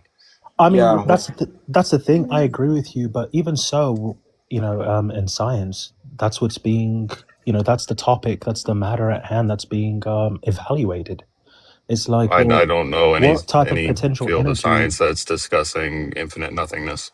Quantum mechanics and metaphysics discusses that, the different subdivisions of energy, such as like it doesn't discuss infinite nothingness. Yes, it discusses subatomic particles, just because you say but it doesn't talk about mean nothingness. that it doesn't. Okay, just because you say that doesn't mean that you are the authority. All right, so you've made the claim that it does. Go ahead and show me a paper where it does. I mean, you could look it up. Look up quantum mechanics and understand. You how make the claim. physics You work. provide the evidence. Okay, I brought up a claim, but that doesn't mean that I'm going to try to substantiate your ignorance. Okay, so if you don't have anything to substantiate your claim, I have no reason to accept your claim. If I can't convince you, then you Yo, win. Lucius, real quick, John. A claim without any supportive evidence can be dismissed without any evidence. I mean, yeah, you can say that. Well, here's the thing. My evidence is the field of quantum mechanics. This is a real thing that has been established. Just to say that it's the field doesn't actually show that you're correct. Let me finish, Matthew. Nicholas, it's octopole, not octopus. The quantum states, there are infinite quantum states. This is like real life. We have computing that's literally based on these I didn't concepts. act about quantum I didn't care what you states. asked. I'm substantiating my point. I said that to say infinite nothingness is contradictory, when I'm in the middle and of you explaining said my that point, since you don't quantum understand. physics is discussing Matthew, since you infinite don't nothingness understand and you're currently. ignorant, let me finish So my I asked point, you to and go then ahead and you'll understand substantiate instead of that trying to talk through me. claim, and you Instead of didn't. trying to talk and talk, how about you let me finish So can explaining you my point please so that you substantiate can your understand how the position that quantum infinite mechanics nothingness substantiates is why actually God discussed exists in and why quantum these things make physics? sense? How about you let me finish? If you don't know Wow, you have quantum such a physics, big I'm mouth, not going to Matthew. Why accept don't you your let me arguments finish? Why don't using you let me quantum give you physics. context that will help you understand Because instead you of being haven't ignorant? supported the first part of your argument Because yet. I'm literally in the process of explaining. Can I give The you end go? of your I don't actually know argument what the doesn't matter How if about you let me finish explaining my the point? argument's not valid. Let's just let him No, get because the end of let's your just hear it. argument is not valid if you can't Okay, well, I guess he's substantiate the determined beginning that of it's it. just not valid. So I missed it. What was it? Can you substantiate that yeah, I quantum mean, I would be physics happy to explain discusses it to you, Matthew. Can you infinite pipe down a little nothingness? bit and let me continue talking, please? Okay. I just asked you, can you substantiate that quantum physics discusses infinite nothingness? I'm not asking a hard question here, dude. I mean, Matthew, you have How so does the much word pride. infinite Like, change why are you being so change the concept of pretentious? Just let me say what I'm trying to Yeah, say. wait, real quick. Can we define nothingness before you go Because ahead you and sound support? ignorant. So it's like the absence I already of told space, you the why absence infinite of nothingness is just... Matthew, please. The absence of space, the absence of time, the absence of any physical matter. Well, so is this nothing going to be on tech, or is it going to be descriptive? Well, wait, repeat that again, please. Yeah, is this nothingness, proposition of nothingness, on tech or descriptive? I don't know what's that relevant to. Yeah, well, it's relevant to which conception of nothing you're referring to. So, like, I sure, mean, we it's can just say, like, nothing, mate. It's just not. We don't have to over intellectualize it. It's just nothing. I think it's I positing it that it's ontological for the argument, if I'm assessing it correctly. If you Sure, can't for define sure. it, it Gonna be doesn't not. mean anything. Well, I mean, we I did don't define it. It's a lack of all things. Yeah, It's I a mean, lack yeah, of any literally properties. defined it.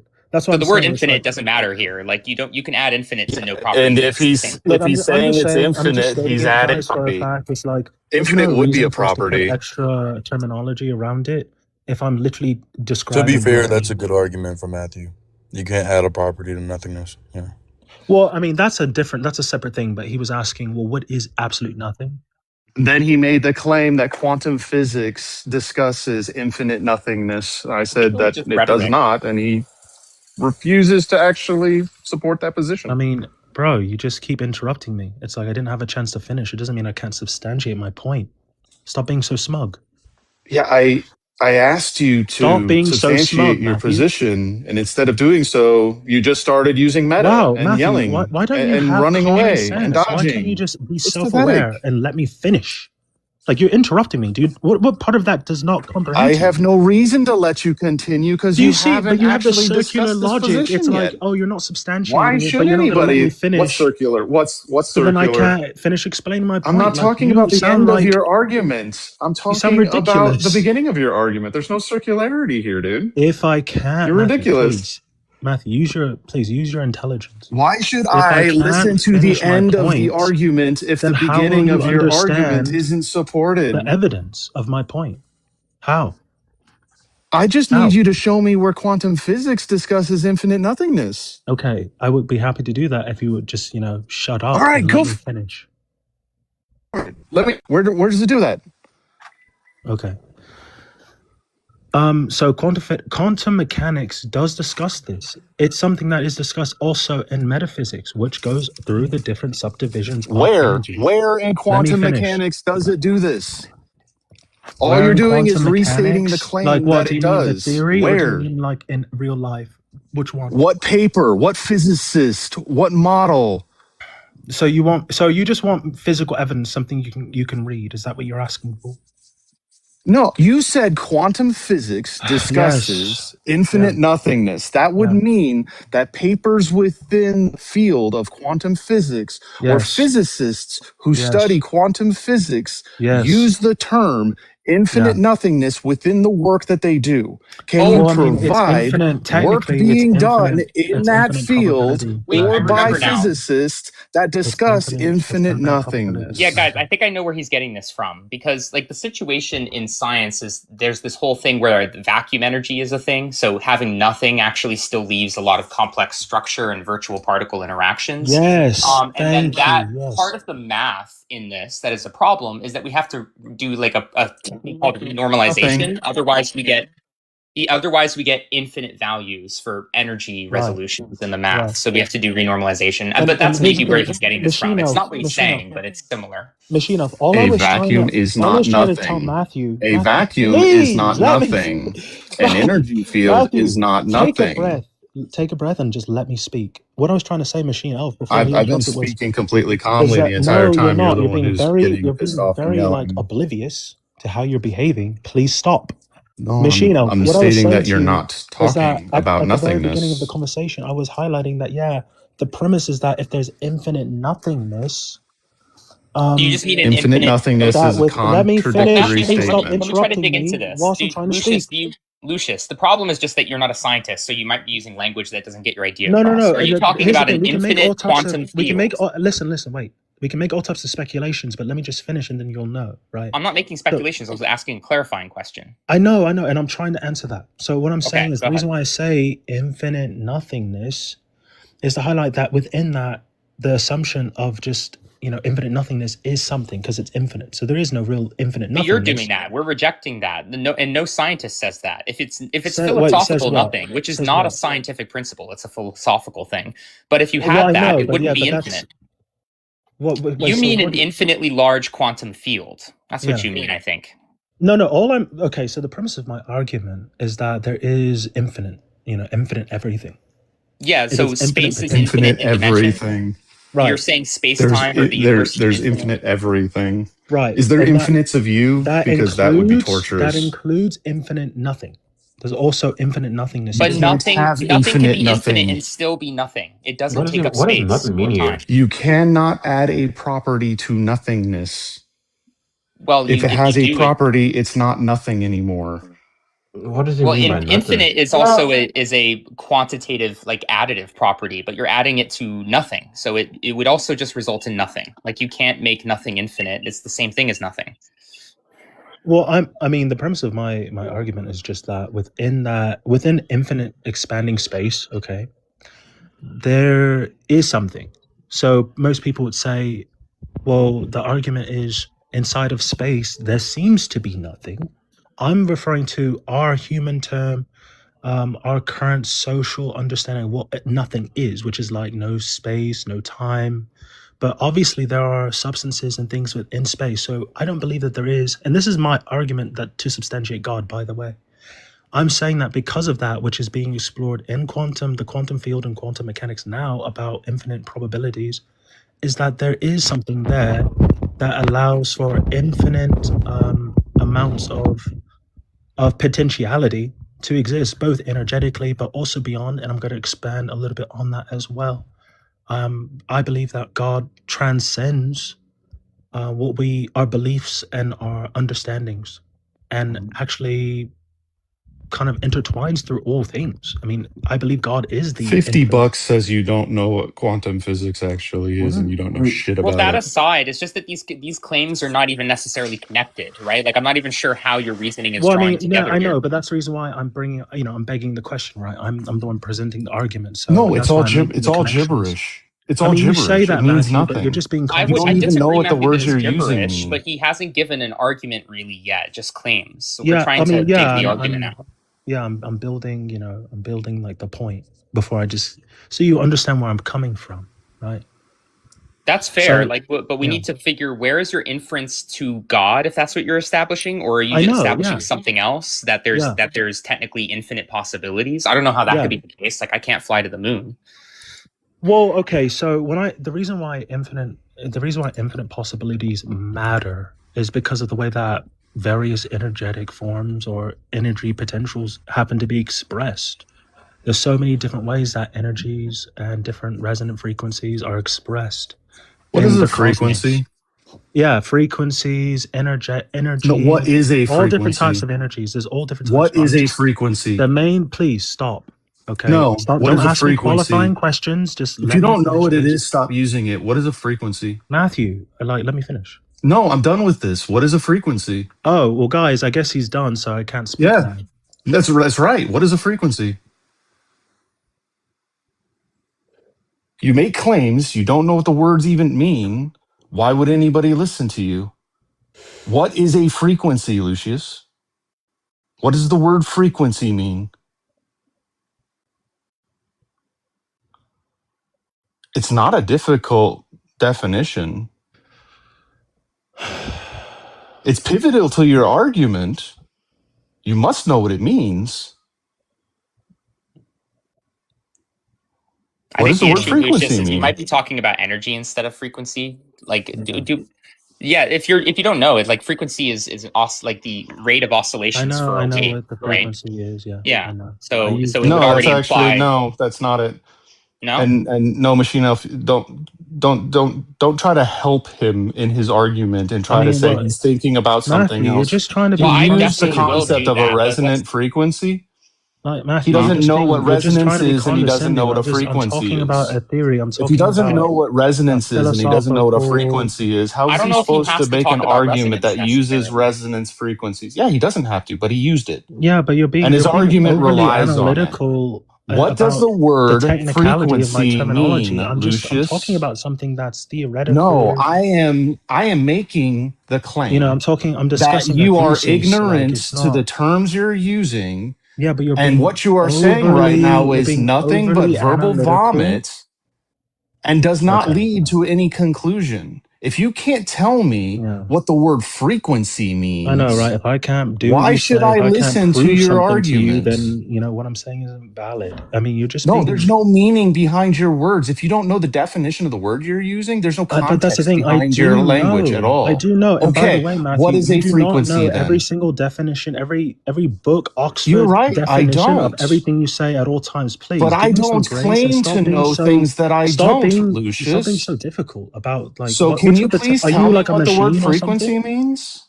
Yeah, but it's like, what are you trying to prove? What are you What trying to does prove the by this? word What are you trying to frequency prove? mean? I am showing that you don't know what the word frequency means. I mean, so what though? Even if that's true, so Means what? the What's the argument you're point? using is vacuous. It has no definitions to the words that it's using. It What's the means argument? nothing. What argument did it give? You I don't. could be talking complete and full gibberish right now, and it would have the same context as what you're currently saying. All you're doing is adopting language and parroting it and thinking it means something, but you don't know what it means. You can't give me a definition for the word you're using. Not that you Okay, won't give me a Matthew, definition. you are You being a can't hypocrite. First of give me all, a definition. Matthew, you're being Really? a I'm being a hypocrite. hypocrite? Please have some self-awareness and What word have recognize I used that I that don't know the definition of? Velocity field. Not everyone has an analoged memory of every single definition of every single I don't word. expect you to, but if Yeah, you're but making an you're doing argument that using it, you now, should know though. what You're it doing it means. now, and I'm not even talking about you. You decided to latch on to frequency. I'm talking about infinite energy sources and how they're expressed. That's You it. discussed resonant frequencies I as part of mentioned your it. I mentioned it argumentation. one time. Please, you know. Do you know what it I'm means? gonna move on and just talk past you because you're Do you not know listening. what a You're resonant just not frequency listening is at or what the all. word frequency means? So Do you know what a frequency expresses is, itself in Lucius? different ways. Do you know what a in infinite frequency is, different ways. Lucius? And that's what's Do you know what a expressed in frequency is, metaphysics. Lucius? All right, Do you this know what is where frequency is, this Lucius? is where I have to again butt in. Matthew, I love you and I have so much respect for you, and I would prefer to have this conversation privately. Lucius, stop antagonizing people. I'm tired of this like yelling back and forth and not actually being able to have any kind of conversation of substance because all we're doing is bickering about words. Like, let's let each other talk, get our point across, let the other person talk, even if we think that their ideas are asinine. We have to allow them the opportunity to actually get those ideas out. Or else this is just going to turn into screaming semantical bullshit fight back and forth. And I'm not here for that. No, I absolutely agree with you. Let's be civil. I'm not going to let him continue past his first premises if he can't validate his first premises. Well, the thing is here's the thing, Matthew. He's not validating them for you. Just because it doesn't validate it for you, them at all. 1 second, that doesn't mean that other people are not going to engage in that argument in a different way. Yeah, and it's so, not about you, Matthew. Lucius, I am putting my neck out on the line because I am a friend to Matthew, right? Yeah. And I am being a little bit confrontational with him. Yeah. Please don't make this more difficult for me than I it mean, is. you're doing the right thing. I think you should. What is the argument? Oh, it's P1. So if you can't tell me what a frequency is, I'm just not gonna let this conversation continue. See, we can move on to a different he's literally conversation. not listening to you. That's the thing. We can stop this conversation and move on to another one, but we're not continuing this conversation if he's going to continue to lie. I don't like liars. What do you? What? I don't like liars. What's the argument, though? But yeah, I haven't even made my full argument, though. I don't need to get to your full argument to understand you're lying. Do you think me seeing a lie in the beginning of your argument is going to change at the end of your argument? No. But I'm not going to let you. I'm not going to let you continue. If you want to move on to a new argument or you want to move on to a new discussion, that's I just don't fine. think it's fair. But I'm not going to. I'm not going to allow you to continue. I don't think it's fair for the other people on the Matthew, panel. you just want him to support. I don't care what you think, Lucius. Well, Matthew, you just want Lucius to support P1, right? He hasn't even given a P1. Just the shit that he said at the beginning was just contradictory and dishonest to begin with, and didn't make any sense. It was verbal vomit. It's a bunch of gibberish and bullshit that he can't substantiate or give definitions for. And if he cannot even explain the context of what he's saying, then I have no reason to continue the conversation with him or to let him continue to speak. I would much rather move on to a substantive conversation with somebody who actually wants to talk about something real. Well, I And might be able to do some. if he can't Like show some velocity sort of fields. desire, if he can't show some sort of desire to have an honest discussion and maybe define a single word that was asked to be defined, obviously he's not going to be honest in the conversation. Well, So Matthew, I'm you just know going to what? say fuck off and we'll move to somebody else. Matthew, Lucius, you're acting like a very little Lucius, man, just and you're define the word not being frequency. How very do you use that considerate. word frequency? I mean, it's stupidly easy. It's not hard. You want to just like pull up I could Google or use it in something? a sentence if you'd like. Well, I mean, what's the deal with The frequency of I the human mentioned heartbeat it is one time. 60 to 80 beats a minute. How about Lucius? Oh, Just I see for why you this. disagree with me. You meant like statistical frequency. In physics, No, just frequency is waves. frequency period. Just frequency period. I know that the word frequency means like how It's fast, a how measure. often a It's a thing occurs in a measurement. rate of time and a set of Yeah. amount of time. I But got that's you. what I But was like he was making a referring to. physics argument, so I assumed he meant wave dynamics. That's the exact same thing a frequency is used for in physics as well. I know, Yes, but he was talking about when quantum people- mechanics. He wouldn't No, obviously he be was talking talking about about statistical he was I mean, talking but about Matthew's not resonance giving me the frequency benefit of the doubt. specifically, It not just even feels like quantum mechanics. it just feels like you're just He out to doesn't make know him as what wrong as possible. he doesn't I don't know think you're what being quantum charitable. mechanics is. Fine, Matthew, but how then many hear times him in out quantum anyway. mechanics is the same thing repeat over and over that you can time it? Like, is that what you're talking about? I mean, look, I think No, that Nicholas, no. Well, then how are you getting a frequency out of quantum mechanics? okay. I mean, Matthew wasn't Just because making you the don't know argument what's to me. being All discussed right, doesn't one mean you need to second. trip in. I am Lucius. perfectly fine with moving on to another conversation, but if he can't actually substantiate Matthew, anything you're he being said, I very have no rude reason and to continue the I conversation. would like to engage with Lucius. Lucius, could you present to me what you were trying to explain to Just Matthew? Yeah. what's the Yes, argument again? please. Yeah. Can you explain it to me? Without no problem. lying. Okay. So, I believe in, quantum parallel realities, and this is something that's been established and currently researched and is being actively applied in the technology of the day with quanta and superposition and entanglement. That those You don't know what words- any of those words mean. I mean, I do. They But do not I- even associate with each other, so no, you They don't. do associate with each other. Actually, you don't know what you're talking about. Superposition and quantum entanglement are two completely different concepts that do I mean, not yeah, associate it's- Just with want each to hear other. this dog shit argument, please. Like the I'd argument's dog rather shit. We not get established that. shit shoveled in our face. I'd rather remove the shit from the I know, panel. Matthew, but the thing What you is, can is do like when you hear the full argument, you can make sense of the words he's using wrong to Exactly. understand what he actually means. Like if you hear the whole thing, I you don't can figure that need out. to hear the end of the argument to understand it's full of shit. No, he Well, even that if is- he's using the No, word but wrong, then in he his was If I mind, hand he might you a be thinking shit something. salad, do you need to Matthew. wait to dessert to say that the shit salad sucks?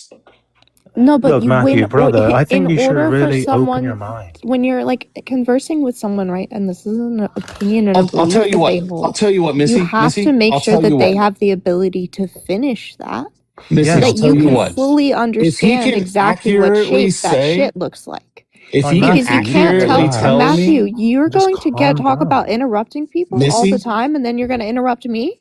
yeah, Missy, just listen for a second. If he can accurately tell anybody on this panel, not even me, anybody on this panel, what quantum entanglement actually discusses, I will shut my mouth and let him say whatever he wants for the rest of the night. Quantum entanglement. Isn't that when two quantum states they share the same, despite being separate? It's a phenomenon that happens when quantum entanglement, where the two energy potentials, they synchronize, and despite them being at a distance, something can be altered or changed, and then that it exhibits the same thing from a distance. No matter Wrong. what, this is something that was experimented with. Fundamentally wrong. Their It's not spin is fundamentally opposite. wrong. It's somewhat close to a good Yeah, it's answer. not all the way right. No, it's not. It's not a great, but it's also not like It's this isn't someone who 100% has never incorrect. read the topic, right? Like, Like come on, No, Tell somebody has heard about it on tell pop one someone. second, media. Matthew, and I mean You- this with hold so on. much I'm love. sorry, You're not Missy. being charitable. In fact, you're being like purposefully he said not that charitable. not depending on distance, at any distance, you can No, modify one and it will affect the other. That is this isn't about a false. very specific thing. This is That is about false. 1 second. In general, throughout this conversation, especially with Lucius, you have not been charitable. And in fact, you've acted like a lot of Christians I've seen. And it's not something that I'm not I here to want. be That is not something that charitable. I want for you. So just be a little great. Have a little grace for him. He might not understand the same things you do, but I we don't have to let expect him him to, finish but I it. expect him to be honest. Sure. And he Not hasn't everyone is. been. You have to treat I different don't mean people to with do this different to you, man. I'm gloves. just being as honest as I can. No, you're not, Lucius. You're not. I think that there's a justified reason to think he's lying rather than just mistaken and doesn't clearly No, understand these scientific concepts. he made definitive claims about what is discussed within quantum physics. Specifically, when pressed on it, he told me I had to look it up and that I was wrong and I had to prove Yeah, that he because was I'm wrong. talking. Instead I'm of talking shut the generally. fuck up, Lucius. Shut Wow, the fuck excuse up. me, I'm not talking generally, I'm talking fucking specifically. And instead of Matthew. getting Don't you off think of you're getting a his bit too heated? ass and supporting his claim with his facts, he told me that I needed to go check him. I needed to look this up. It was my responsibility, which is fucking stupid. Look, Matthew. No, your I want to know. responsibility is to provide counterfactuals if you say something is wrong. That Well, no, onus he does have a rests fair on critique. you. It's really just about the really like the rhetorical game you're playing here, where it feels like you're always trying to make him sound as wrong as possible when it's not necessary. You could No, just I'm educate calling and you out can when he is clarify. wrong. And his response is nuh-uh every single time I do. I'm Yeah, not but it's wrong. I like know you what I'm don't have to talking about. qualify me. Even though the thing you said was wrong, you can't define the terms you're using. You Matthew, say, is it nuh-uh, Matthew, possible? you're wrong. I'm right. But I don't know how to actually explain how I'm right. I don't have any evidence to prove I'm right. But I'm right, and you're wrong. That's all you've been saying the whole fucking time, man. That And when I isn't push all I've you been on saying. something, you complain about it You're instead of actually completely supporting your mischaracterizing position. my If you position. could give me any evidence for I'm what you've trying said my I so already, far, best, Matthew. I Look, wouldn't I be don't pushing know you. how productive this conversation is going to be when you Matthew, start is That's it why I talking. possible? said I'm we can about to stop the drop both of you. I'm conversation and move tired of someplace this. else. Yeah, Missy. I mean, oh, okay, he left. I was gonna say like someone's got to drop at this point. Yeah. That was kind of crazy. Wow. I I hate to All right, interject. Lucius, what's the argument?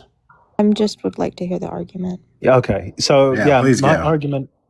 argument is that I believe that because people start off with infinite nothingness, because science has What does been that trying mean, to Jack? research and make observations about the Infinite causality of nothingness. that, like what is that, what can be observed and what can be extracted What from does that. it mean to They start out found with that. infinite nothingness? What does that mean?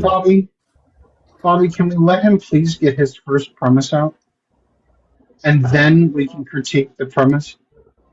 Okay. I've sat here for the last 45 fucking minutes trying to hear this first premise. And I would like to hear the first premise in its entirety, uninterrupted, and All right. then we can critique it. Please, for the love of fucking God, go, Lucian, and do Yeah. not Is take anybody speaking, forever or is to this land this just like fucking glitch out? plane. All right. So. Sorry, Padre was talking. If you couldn't hear him, Matthew. Go ahead, Lucius. Sorry. Mhm. All right. So science has been observing and trying to understand, what's in this quote unquote nothingness. I don't believe it's actual nothingness, but I'm bringing it. I'm trying to make it relatable to how most people look at nothingness when they look at space. It's like, well, what is that? When you look at the air, right? I mean, obviously we know it's air, but I'm just saying the deeper meaning behind it is that there are various particles. And these particles, which is explored in the metaphysics, points to infinite nothingness because of quantum mechanics and how that theory has been developed over the time. So when you look at the double slit experiment done, that hints at the possibility of various quantum states. And I'm just saying that inside of this infinite, because they say space is infinite, So within this, there's this. Well, yeah, hang on. Like, I understand why Matthew's getting frustrated because, like, you are saying a lot of things that, unless you can clarify what you mean, they would not be correct. Like when you say space is infinite, or like there's infinite space, like science doesn't currently know that to be the case. But there is vacuum energy, and there do seem to be diminishing energetic levels of infinite virtual particle interactions. Right? Yeah. Well, that's what you could maybe be talking about. That is a real thing. Right. And that's what I'm pointing at. And I do know that a lot of the terms. Yo, Lucius, real quick. Yeah. We've been trying to listen to you for 45 minutes. I'm not trying to be rude. Can you please offer the argument in a syllogistic form? I don't think he knows what that is. That's asking much. That's asking too much. Yeah. You're basically like saying a whole bunch of things that's including like a bunch of points that people need to like want to contest. I would appreciate if you could offer the argument in a P1, etc. conclusion.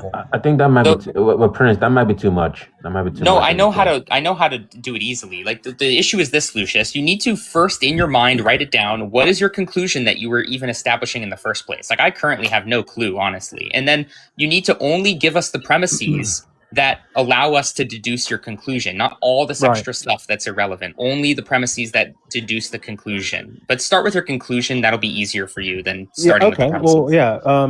Because you don't have to say it out loud now. You might want to write this down and then. No. It's fine. It's fine. Because quantum states are real and something that has been confirmed and currently used in with like quanta and quantum and like technology today for chips and things with like speedier. What do you think that means? Hold on. What, like quanta or? No, that quantum states exist. What do you think that even? What do you think that even means? Conclusion. Let's just see what he's doing there. Let's just see what he's trying to do at all. Just I know it's. Let's take notes and then address. Quanta, go. Right. Well, I'm saying that because different quantum states exist, and those quantum states, they the potentiality of whether or not a certain particle is in a certain quantum state is being researched and currently applied to current technology and chips and things. We can see that acting principle is used in everyday life. And I'm trying to say that principle that is explored in quantum physics confirms God. That's what principle? Of the quantum principle is superposition, that concept and entanglement. Okay. What does superposition mean? Because it's not used in everyday life for one, but what do you think it means? Well, I mean, I'm not referring to everyday life. I'm talking about in just like. That's what you just said. That's what you just said. It's used in everyday life. You just used those words. I think it's referring to the technology related to quantum mechanics. Mm-hmm. Yeah, I'm talking. Yeah. About So what does superposition mean? Superposition when two separate particles, or ions, when two separate ions happen to be in the same energetic frequency, where they both synchronize. No. Oh boy. Not even remotely close. Not even in the same field. I mean, how so? I'm telling you. Lucius, what quantum superposition is, then explain it to him. Quantum superposition, right? I was about to, but I stopped talking because you were.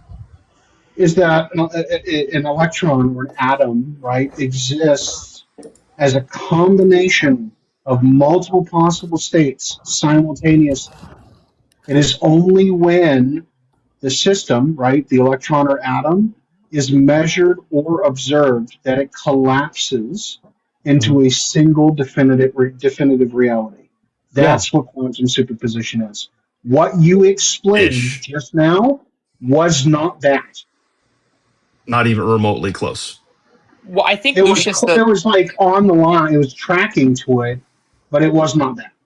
Well, No, because Lucius, there is a quantum soup. phenomenon with people where because quantum mechanics is super spooky sounding and people don't understand it, they then in their brain go, oh, that means all kinds of things that I believe could be the case because of quantum mechanics. But what's really telling is that what you do is you just say things that you don't fully grasp, and then you go, I think this means there could be a God. But there was no argument connecting quantum mechanics to God, none whatsoever. Like, if you don't know that argument, aren't you just saying, you know, stuff I don't understand means God could be real, right?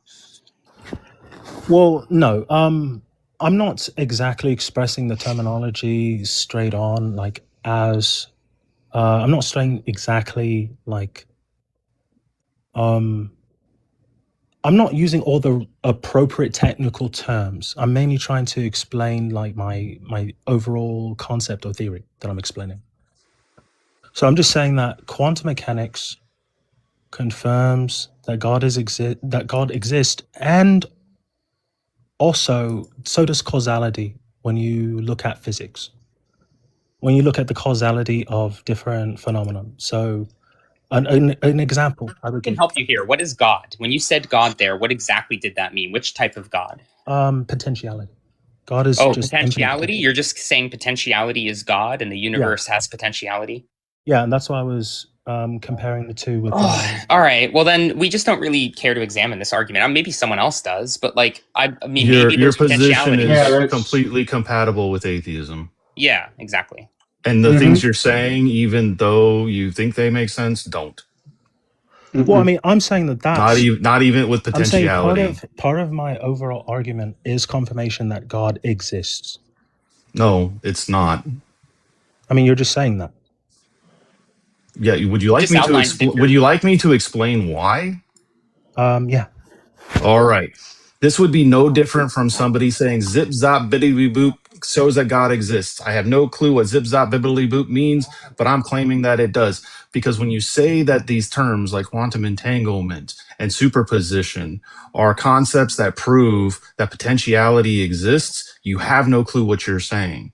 And I can talk to you about any of these positions and tell you what they actually mean, but they don't lead to potentiality actually existing and can simply be results of physical interactions and the properties of materials that exist that don't require anything and is completely compatible with a hard deterministic system that doesn't have potentiality, just has actuality. Well, what does that mean, actuality? What is that? Yes, everything that occurs is necessary and can never be different than what it is. Only the actual is what is going to occur. I mean, sure, we could say that, and what I'm saying is God is a part of that understanding. Then you're just saying God is X and X exists, therefore God exists, and that I could care less. I could call my truck God. It wouldn't mean anything. I could call my house God. It wouldn't mean anything. I could call a birthday God. It wouldn't mean anything. I could say it exists then, but it wouldn't mean anything. To say that something we already have a word for that is perfectly compatible with like every other worldview that exists doesn't mean that God exists. You're just using some idiosyncratic definition of God that means nothing to anybody else. It's useless. It means nothing to anybody. Well, I mean, with a quantum state, doesn't quanta exist in a spectrum of probability? It's thought to be probabilistic, it's thought to be indeterminate, and it's also thought to be determinate by a lot of different physicists. It's not known. They've been able to do things like rule out local unknown variables using Bell's theorem, but they can't rule out things like non-local unknown variables due to Gödel's incompleteness theorems. So no, that is not something that is known. That is not something that is held in any position that would be considered a position of consensus enough to actually state that that's what quantum physics is discussing currently. It's an unknown variable that's thought of in a few different hypothetical ways. But when we're talking about these concepts, if you don't know what they mean, you can't say they lead to God. I do know what they mean. You just proved you didn't know what they mean when you tried to give a definition. Well, I mean, Matthew, this isn't for about you. Superposition. I just think that it's. I think stop it's also, interrupting me, man. I'm fucking talking. You proved you didn't know what you were talking about when we asked what quantum superposition was. Quantum superposition is just a useful tool. in which we know we can't determine the state of something. So we have to use the math as if it is in two states simultaneously to be able to limit the output data of an equation. We don't know what state it is because we know if we observe what state it is, our observation is going to cause a change within the system, because to observe something is to add energy to that system and change its state. So we never get an accurate reading. This is something that's shown when we look at the double slit experiment. If you don't know what those things are, that's perfectly fine. Not everybody needs to know it. Oh my fucking God, you didn't know what it was to begin with. How are you going to tell me what's true and what's not true? This is something shown by the double slit experiment. If you want to tell me it's not true, you're going to have to fucking give me a good reason to think it's not true, because so far you haven't given me a reason to think you know anything you're talking about. When we're talking about quantum entanglement, what we're talking about is when two particles are released in an entangled state, we know that one particle has opposing properties to the other particle. If one has spin up, the other has spin down, for example. If we look at one of these particles, we're able to observe one of these particles and we see it has spin up, we can infer that the other particle has spin down. But if we change the spin of the particle that we're capable of observing, so it's spin down, that doesn't mean the other particle is going to switch and be spin up all of a sudden. No, it means we've broken the entanglement and we can no longer infer any data from that separate freaking particle. It doesn't mean that you can change a particle at distance. What was being observed when I mentioned the double slit experiment was that light and matter exhibit both wave and particle characteristics. That's not superposition. I mean, that's not the literally point. Not superposition. Yeah, but that wasn't the point. You didn't say that light. That I mean, I'm saying multiple different exhibit things. the properties of a waveform and a particle simultaneously. You said that quantum superposition was a concept that proved God. That's what you said. And you didn't know what superposition was. No, that's the way you're trying to characterize my. No, that's literally what you said. Okay. Well, point being is that exhibit, I believe that because it's been observed under scientific observation, that light and matter can exhibit both wave and particle. Matter can exhibit wave. Matter it depends on matter exhibits waveforms, and I just in a limited capacity. Actually, I think like if it's a small enough. Some matter does, such as photons. When you said light exhibits, that's not matter. Both particles and waves. What are you saying when you say light? Are you just talking about like electrons? What? Electrons aren't light. Are you just talking about the electromagnetic spectrum? Well, I mean, like light, like ions and electrons. Ions aren't light. Electrons aren't light. I said ions. I asked you, what do you mean by light? And electrons. Okay. Are not light. What is light? Photons. What's a photon? A photon is a particle that exhibits properties of a waveform and is released by radiation.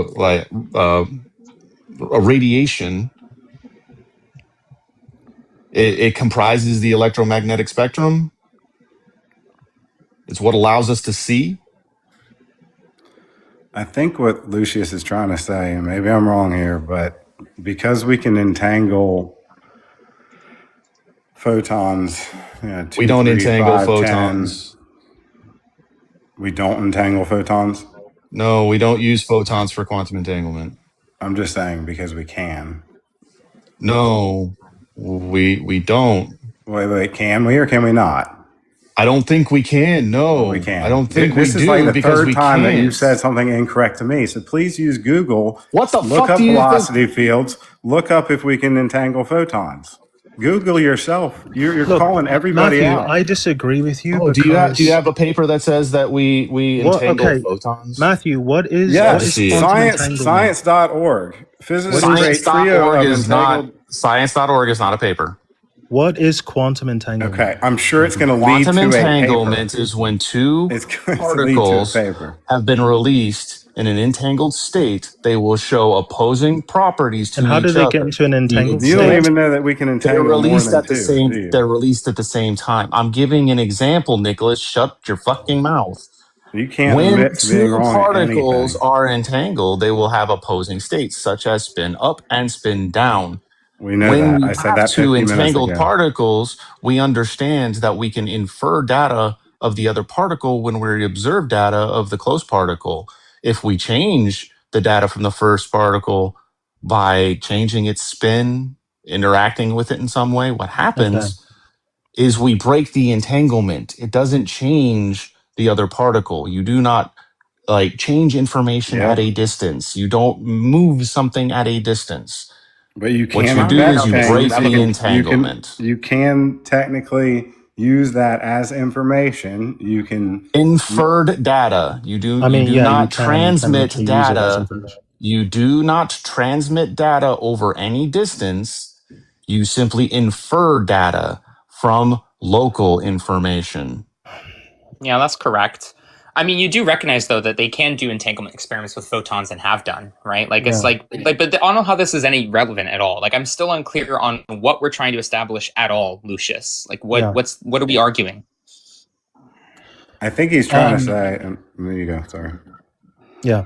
Well, what I was saying is that because we can observe different quantum states, and because these quantum states are relevant to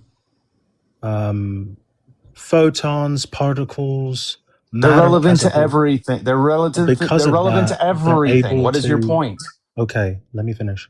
Because of that, they're able to interact with each other and have different effects from a distance. They're able to synchronize. They don't affect at a distance. No. Well, they can. No, they don't. Quantum entanglement is not action at distance. It doesn't actually cause something to change at a distance. Well, I'm talking it's only about inferred data. Superposition. I just think it depends on what people mean by change, Superposition right? doesn't either. Well, it is the case with entanglement that the result of a property will be connected to an event that is not connected to it directly through space-time causation, right? Like, isn't that still the case? Yeah, it's not technically like information transfer. It's not causation in the temporal sense, but it is two particles who necessarily are connected in the collapse of their properties. Right, yeah, at a distance. And that can be observed. That's like saying my right shoe is connected to my left shoe, right? Traditional physics, because they have a necessarily. relationship with each other, but they're not actually connected. Well, they just have a relationship with each other. Well, the important thing, Matthew, is that can I not be interrupted, please? There's an analogy I give for helping people understand what quantum entanglement is, and it deals with shoes. It's stupidly easy. Look here, machine. I'm going to do an experiment with you where I'm going to go and I'm going to buy a pair of shoes. You have no clue about anything else. You just know I'm going to buy a pair of shoes. I send you a box. When you open that box, you find in that box a right red shoe. What do you all of a sudden know about the shoes that I bought and what I currently have? Yeah, I understand the analogy. You've given this to me before. I bought a pair of red shoes and I have a red left shoe. I understand, but it's not relevant to the Bell theorem experiments. Did you open that box? Did you opening that box actually have any effect on the shoes that I own? No, but this doesn't apply to quantum mechanics because there is an effect that happens at a distance. There isn't. If you change, there's no hidden variable that set the spin ahead of time. If you change the particle next to you, it breaks the entanglement. It doesn't change the particle at a distance. I mean, if you infer data based on the particle next to you, it doesn't do anything to the particle far away from you. It just gives you information about the particle farther away from you because of an inference made of the particle you're observing. But you don't know what you're it's talking not about, actually affecting the particle further away from you. Like, I actually Matthew, do know what I'm talking about, Lucius. I actually do know what I'm talking about, Lucius. You feel like you're correct, but you're not listening to the conversation. You're just trying to You don't dominate understand quantum physics, Lucius. You Well, didn't know what quantum entanglement was. I mean, apparently, you didn't know what I understand more superposition than was. you because you're not listening. I Look, actually know what's going on here, dude. It doesn't sound well, like it. look, like scientists know even more than us, right? And like what I've heard from science Would communicators you and would you like me to scientists. just look this? Would you like me to just look I this mean, up and Matthew, you read just it? Yeah, got look up the you Bell got it theorem. wrong. Look up the Bell theorem experiments, the Bell test. What does Bell's theorem tell us? Oh, Matthew, It you don't tells know us it that there all? are You don't know no everything? hidden variables that priorly set which spin it was going to be before we measured. Yeah, The I didn't collapse is say there real. was The collapse is anything. a I real was not. I thing. didn't say anything about hidden variables. I said that, Yeah, that but it can I was, change. though. That was the premise. Yes, Holy the shoe motherfuck! analogy implies a hidden variable. No, The shoe it analogy The implies shoe doesn't. that. analogy is It wrong. It absolutely doesn't does. display the. No, it doesn't. It's the exact same thing as observing the particle. When you observe one state of the particle, you can instantly know the other state Yeah, of the other particle. information is Look, still let me- not traveling any Yeah, distance. I got you guys. Listen, if you want to make the shoe analogy exactly one-to-one mathematically with what's going on with quantum entanglement, both shoes would have to be in a superposition of left and right, and then only when somebody opens their box does their shoe collapse randomly into left or right, and the other one then necessarily is the opposite. Yeah, once it's observed, superposition right? But the isn't point is that literal. they're both It is literal, man. It We is do not quantum literal. computing No, with it is literal not. superposition probability shit. Like it's real. Yeah, they're all It they're is bo- in that not state. literal. They both share It's both discussing potentials unknown at the same time, variables. Matthew. That's what you're not getting. That's what you're not. No, understanding. Theorem tests Lucius. show there's no hidden Having the variables. You just said there are. potential. No, that's not what Bell's theorem discusses. You didn't even know Are you what talking the about Bell like theorem quantum was. Bell's key theorem distribution? discusses there's no unknown hidden variables. That doesn't mean that. Look, Matthew, if us you want to not. contribute to the Oh my conversation, you should fucking really god, be a little bit Lucius! more Shut humble the Yeah. and fuck stop being so up. rude. That's No what I would hidden suggest variables you. does also mean in the math that it's not decided which shoe is It left or right doesn't until mean somebody that opens prior the to box. observation Yeah, it's like you have. It that has a to be particle observed, is Matthew. in both states. Like, listen up. It That's does not mean what that. it That means. is the No, it consensus in doesn't, physics. Machine Elf. Yeah. No, it's not. All right, I'll go pull up some Would you sources. on the- like guys me can to talk. actually pull this up right here? I mean, Matthew, pull it up then. Pull it up. I am right the fuck Pull it now, up. dumbass. Hurry up already. Because you have this attitude. Okay, about it, like you want me to own hurry up to make you fucking wrong the way again? you talk about it, is like you own quantum mechanics and you know every single thing. We don't know everything. I don't have to know every single thing to know what you said was trying wrong. to dominate the entire conversation, not let other people speak, you should know what you're talking about completely. All right, but yeah, whilst you're looking that up, because they happen to be in both, because they happen to be in that potential state, technically they're both connected and both possibilities are possible, right? And I'm just saying, because we can observe that, that's an example of how all things are not only connected, but are connected potentially through this phenomenon.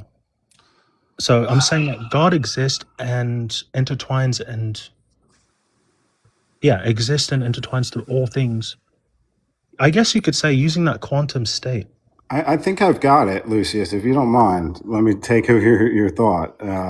Love to So hear there's a thing how called stupid this quantum is. key distribution. I think that's what some of the confusion might be. So quantum key distribution is like a method of translating a message quantumly. And so even though you don't know what color the shoe is, it can turn up red or it can turn up blue. The point is that it collapsed. And then you have another one that collapses either 2 seconds later or 4 seconds later, and you got a Morse code going on, and you send messages that way. So God could be seeing every single collapse of every single particle and get information from it in an outside observable universe way. Does that take your point home? Well, I mean, yeah, I think that's a part of it too. But I guess just so I can put it in my own words, I believe that because potentiality itself is something that does exist and is something that is verifiable and observable under scientific conditions, it shows that these potential states, these infinite quantum states, There's not. Oh my fucking god! You don't know what you're fucking talking about. Yeah, these different quantum... Copenhagen interpretation does not necessarily claim the particle is literally two classical objects at once. Many worlds interpretation. The What many do you worlds mean? interpretation holds that in sense the particle is actually in all states simultaneously because all branches are physically real, but you only experience one branch. So for any individual, it's only in one state. And that's only the many worlds hypothesis, which is the fringe position. You also have the hidden variables theories, which no, particle itself is never literally into the definite states at once. You have instrumentalism and opportunism. That also holds that it's not actually in two states at once. Explain it. Sure, instrumentalism and operationalism. Some physics avoid making metaphysical claims entirely. Their position is basically quantum mechanics predicts observations extremely well. Stop trying to imagine classical pictures underneath it. It doesn't give a statement that it's actually in two at once. But it says the stop reason trying why- to do the so reason why they're because you able don't to know. predict it is The because they can- importance nuance. they I can just gave understand you. how I those just gave two you states- I three know, different positions in quantum physics that state that they are not in multiple positions simultaneously.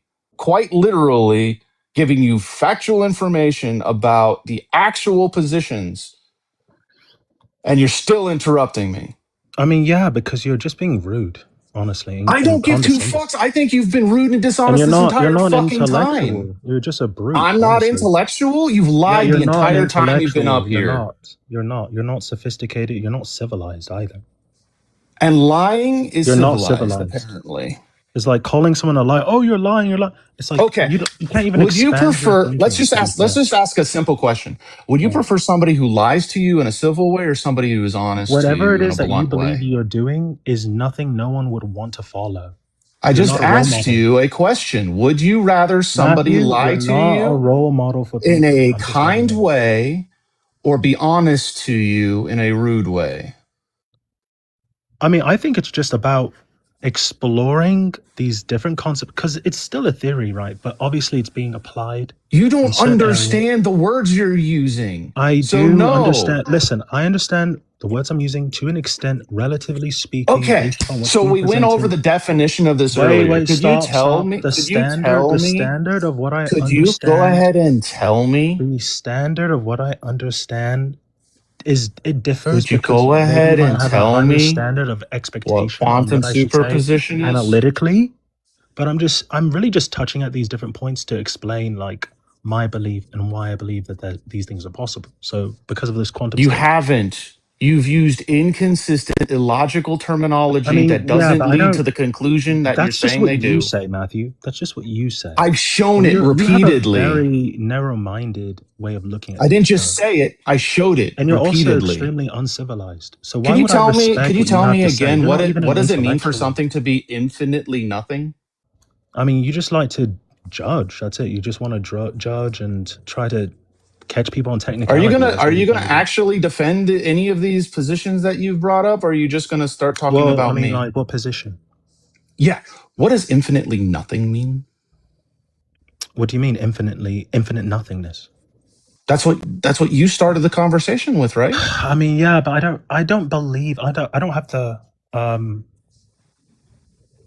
You literally said you agreed with me when I said that nothingness entails no descriptors, no properties, and that infinite was a property. Thus, saying infinite nothingness was contradictory. You said, I agree, and then blew it off like it was nothing. And then continue to use it. Potentiality is infinite, and science has thought like, oh, well, maybe there's just infinite nothing. Like all of this is just infinite nothing. Science does not think it's infinite nothing. That is not something that is present in science. You keep saying that. You have not provided me a single source from a scientist when I that say says nothingness, what do you infinite think I mean? nothing. Do you mean something other than nothing? What else Well, do you mean when you say I nothing? think What do we you both mean? have different views on what nothingness is. I described what it was at the very beginning, and I just described Just it to you explain it again. to When me you now, say just to- nothing, just to nothing clarify is a the state that has no misunderstanding. Just explain properties, it, no man. descriptors. That's what I said in the very beginning. And you said, I agree. So if you're talking about something else, were you just blowing me off earlier when you said you agreed? Trying to force this conclusion. Or do you mean literally something else talking by to you. nothingness? Okay. What do you mean when you say nothingness? What do you think? I already just told you like Okay, 4 so you don't different want to say times it? what I Is thought. that what I'll you're trying tell to you say? the You don't want to fifth. say it? You've said it too I many didn't say times. I don't want to say it. I Okay, said I Matthew, just then get told to it, you would you? 4 When times. I say nothingness, what do you Were you not listening? I'll repeat myself, but were you not Yeah, listening? please. Can you just get to the point where you say it? Beautiful. So you weren't fucking listening. Nothingness is a state that has no properties. Right. What does it have? So is infinite a property? Yes, it is. It is a So property. can you have something with a property and no properties simultaneously? No, the point I was Okay, making. that would be contradictory. Yeah. So I when get I that. said that and you said you agreed, what I did you mean- mean when you said you agreed? Was it just some platitude to just push past it? I get Was it. it It's just like another dishonest tactic? I get what you're saying. You are thoroughly convinced that I meant something that I don't mean. I get that. But that's No, why I'm using what you clarifying to said. Okay, I get it. I'm using your words. Okay. So the point is that at first I took that position because I was just explaining that people, from like the layman perspective, people just look at nothingness like there's nothing in space. You didn't say layman, you said scientists. I mean, I explained it in multiple different ways, but yes, science observes space and the supposed nothingness. No, And science does people- not observe nothingness. I think I have something that'll help here, Lucius. I think you're mixing concepts here. There's the vacuum energy stuff, which is like what science showed how, empty space is actually really still complex in its structure. There's math going on and stuff going on in a vacuum. That's totally different, though, than philosophical nothing, which is it's a philosophy thing, not a science thing. Yeah. And that's talking about this thing of no properties. Like, what would that do? What would that entail? Totally different subject. Right, and that's People why I'm have saying told that you the this philosophy, multiple times, too. the philosophy at first is, well, what is there? Is there something in this supposedly empty space? And then the science goes in to examine that and to figure out, well, what can come from that vacuum space? Obviously, they are, but it's different than the philosophical nothing. Like scientists are looking that's into why I vacuum agree. energy, which is different. Yeah. So science does not state that there is nothingness. Science does not observe nothingness. Science says nothing about infinite nothingness. Yeah, but that's not the position I'm taking, though. I'm not taking the position that there is infinite nothingness. I'm saying that there isn't infinite nothingness. I'm saying that there's infinite potentiality. There's infinite No, you everything. said science says that there is infinite I mean, that was just one. nothingness. That was just one very specific point that you got really. Are attached you to. going to at least admit that it's fucking wrong? Well, I mean, which point is wrong? That I mean, science claims to study infinite nothingness. Can you just be fucking honest and say that's wrong? Yeah. I mean, I can say that I used this wrong terminology, or wrong. I presented it the wrong way. You made a false claim about science. I mean, I don't think it's really that deep, to be honest. It's like I was just kind of teasing out. And can you explaining not my, just be fucking honest for 2 seconds? I mean, I just gave it to you. I was just You guys telling done you, yet? Like, come on, you guys are going Honestly, in circles. there's not enough Y'all done? vacuum in space. There's no. I'm happy to talk about something else in a different topic. I'm happy to just fucking ignore Lucius and pretend he doesn't exist. There's really, Anything else? But if nobody else is going to vacuum. talk, I'm just going to Anything continue else? to tell him how wrong he is. Yeah, he used the term vacuum, but there really is no vacuum in space. But go ahead, bro. I don't know what you mean when you say there's no vacuum in space. Hold on, pause there, guys. Space is not Wait. totally Hold on. empty. It depends on how much space you're discussing. Guys, just pause there real quick. What's up, bros? What you got for me? Coco, what's up, baby? I was just waiting for the conversation to progress into anything else, to be honest. Oh, it wasn't going to progress. I need somebody else to progress it because I could bridge it to there's something nobody else else here. that's still relevant, because like there's interesting things to talk about here, but it just has nothing to do with like the quantum mechanics stuff, which is, what do you think would happen to the object that we are describing as no properties? Because I think there's something interesting we can say about it. Well, to say it's an object is to say it has properties. Well, no, but like the concept. Then my bad. Like words fail us when we're talking about. I like to use state, but I understand what you're talking about. State is good. Thanks. I like that word for it. So the state of nothing, or the lack of a state, I guess. So, The lack of a state. Matthew, from your perspective, is there anything to be said of infinite nothingness? And don't use the word infinite. I think the term infinite nothingness is self-contradicting. Yeah, where Okay. would there be infinite nothingness? I agree. Well, it wouldn't be anywhere. It wouldn't exist in spatial dimensions. Right. But like, I want to point this out, right? Like, I agree with like people like Flenser who think that really reality is just whatever is not constrained to happen by other things, right? So like, if that's the case, then a lack of properties is actually maximally generative because there's no law saying it can't do anything, right? So it's a bit confusing, and I think Dingo agrees with this too, that nothing could be mathematically generative, but also irrelevant because technically if there's a beginning of time before it is nothing, but it's just not, relevant to causation. It just goes to show though that I think it might be true and then inconsequential. I think it would have to be redefined. I mean, I just think we're getting super caught up on just infinite nothingness. To do something, that capacity would end up being a property. You keep saying that, Lucius, but where would this infinite nothingness exist? It's not aware. It's just a mathematical conceptual tool. That's what I mean. He's saying it like it's something physical. Is of a certain state. It's not really a thing. Yeah, what I'm pointing out here is that whatever laws dictate reality, there's no laws outside of that dictating what those laws within reality I'll just make this simple. Regardless of whether or not anything is understood or being presented in a coherent way, regardless of any of that, the argument being set forth is not sound or valid. Thus, I have no reason to believe it. Thus, we can move on. Wait, by Lucian? But we did move on. This is about. Do you think that constraint ontology is true? Do you think that if there's a complete lack of laws, then there's actually nothing stopping reality from just doing anything? Wait. So just to clarify, my premise is that because infinite potentiality exists, we're a part of that infinite potentiality.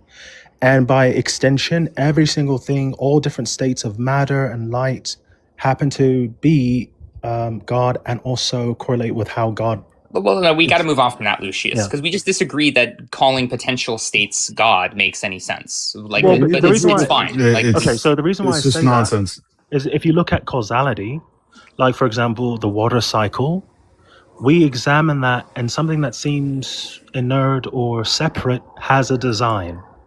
I don't think it has a design. I don't agree it has a design. Where's the design of the water cycle? Tell us the design.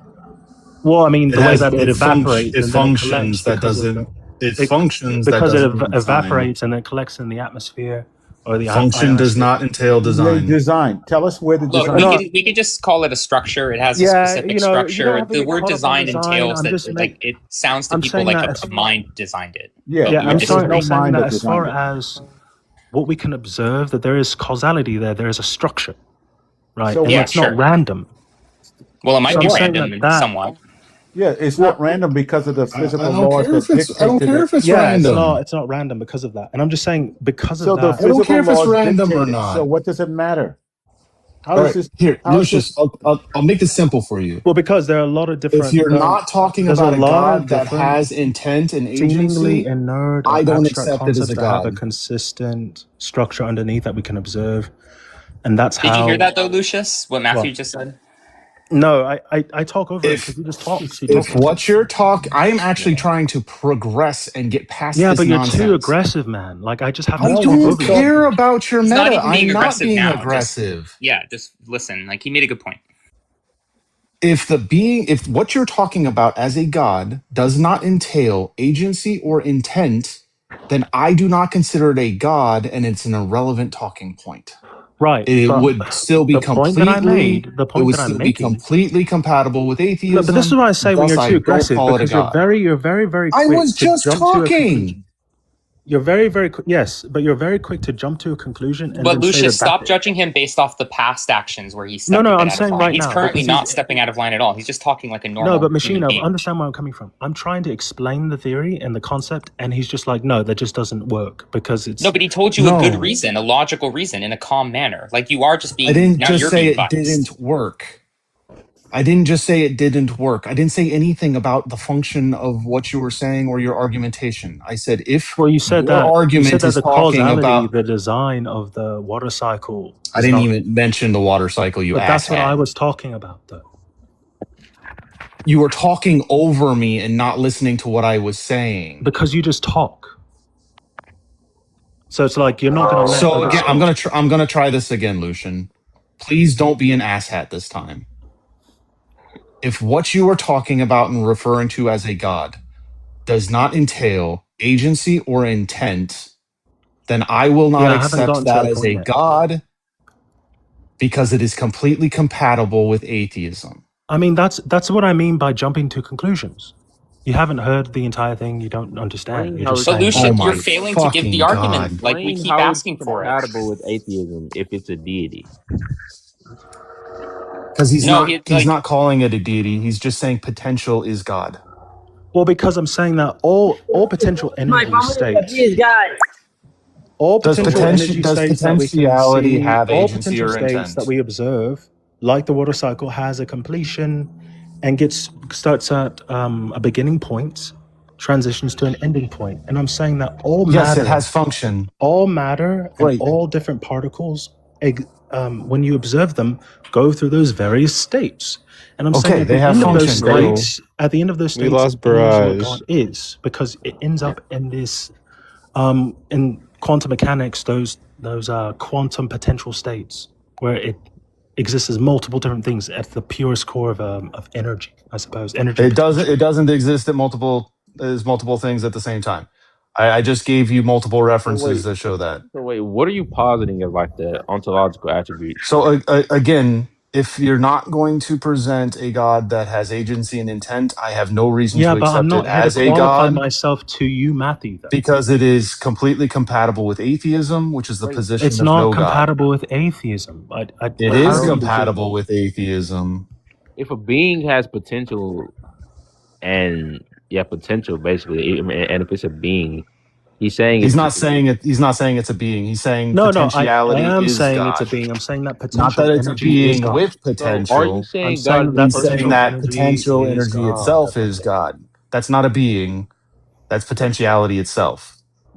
But only But it can also be a being. Does it have a mind? Yes. Really? Go ahead and instantiate that it has a mind. Well, I was going to say that as a whole, because it exists in all these states and is intertwined in various. It doesn't exist in multiple states at Okay, once. but you're interrupting me though. I don't like it that you ask me to explain something and then you interrupt me like a sentence in. Well, I've already clarified this multiple times. Yeah, dude, but why and ask you me a keep question if you ignoring don't it. want the answer though? No, I want an answer that doesn't violate something that you've already shown that's been wrong multiple times. When I'm giving you a response, let me speak. So you can lie?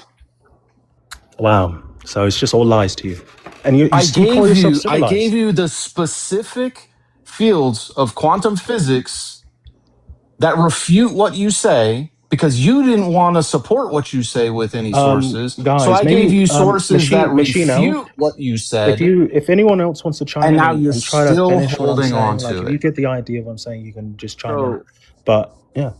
In my brain dead, if I ask for like, you can think that he's lying, that's cool. Let him finish his thought and then be like, okay, here's where you're wrong. Instead of just I've already done that like 6 times, Joel. Just if you don't want to do it, he's just repeating it. If you don't want to do it, just stop engaging. But as long as you want to engage, at least be good faith. That's all I'm saying. I have been good faith. You haven't been good faith. Interrupting. I've listened to his entire argument multiple times. I mean, you're just being dismissive. I've provided the evidence Matthew, in order to you're refute just his being claims dismissive. because he would refuse to provide the evidence to support his claims. He continues to use the claims that Well, I mean, have you're just already saying been that. refuted. You're saying that I'm not willing to substantiate, but it's just not You true. haven't. I said you haven't. Because you keep interrupting. Have And you call it provided all me with lies. Have you provided me a single source that I've asked you You for? call it lies and you interrupt me and say, Have you're you not going to let me go. provided a single source that I've asked you for? Can I try something here? Because unfortunately, there's a bit of an issue with Matthew's interpretation of quantum mechanics, where you two are not going to get through to the argument. It's because he's not a gonna keep problem on. with my interpretation of quantum mechanics at all. I am Well, that's stating not the he only doesn't problem, Matthew. know I'm quantum foreseeing that that's mechanics. gonna. I'm foreseeing that that's gonna be an issue because I know how I can try to pull the argument to something coherent, but it's going to involve assuming that superposition is not just a hidden variable that we don't have access to. Right. But I think So that raises were you not wait, here when hold I on, gave hold on, guys, were you hold on, not guys. here when I gave the sources? Well, hold on, guys. Machinov, give it a try, and then I would like to move the conversation elsewhere. As fun as I've this been is going. asking to move it elsewhere for a fucking I don't mind if hour we just now. move on too, if you're not that interested. Like, because all I'm going to do is I'm going to eventually demonstrate that he doesn't have an argument for it being intent or anything yet. Or mind, or agency, well, yeah, I or want to hear anything your else. argument for why you believe there's not. Can we just argue the morality of God? Yeah, we can move. Yeah, it's up. What do you think, Coco? I'm kind of wanting to grab the torch off the wall and then like chuck it at Clover and see what she'll do with it. All right. I mean, That's so random. I think arguing the morality of God is just ultimately going to end up some opinion and emotional based interpretation. Because let's just say morality is just subjective anyway, right? Let's just say per se. Well, yeah. Let's just say For per se sure. a person brings a verse and says, "Well, I think based off this verse, God is allowing slavery." I can show a verse that's saying he wouldn't be okay with a person kidnapping a person because he says you kidnap, then you're put to unalivement, and it will end up being kidnapping's not the same as slavery, though, right? But Wait, hold on, wait, pause. But how did chattel slavery work? Well, kidnapping is stealing property, right? That's what they're talking about it when they're talking about the kidnapping in the Bible. Yeah, They're saying taking the somebody point else's is- slave without paying for them. But the slavery that's allowed for in the Bible is the direct purchase from a seller. So that's not kidnapping. So the slavery is fine, but stealing a person is not. The slavery was Purchasing regulated, is but you good. can't really say that Purchasing it's is fine. Crazy. But stealing is not. The slavery That's was what's being started. said. That's the difference between the two. Slavery I didn't was even get regulated- started yet. Slavery was I was just regulated gonna talk about the murder and all the other shit, but yeah, you guys go. Yeah, we can talk about any of them. The genocides. We can talk about the treatment of women. We can talk about all sorts of stuff. But it's just going to end up it's all being ultimately gonna subjective, be just right? based on your opinions. Well, ultimately, most of us that don't believe in God will tell you that God's a terrible fucking being and a terrible God.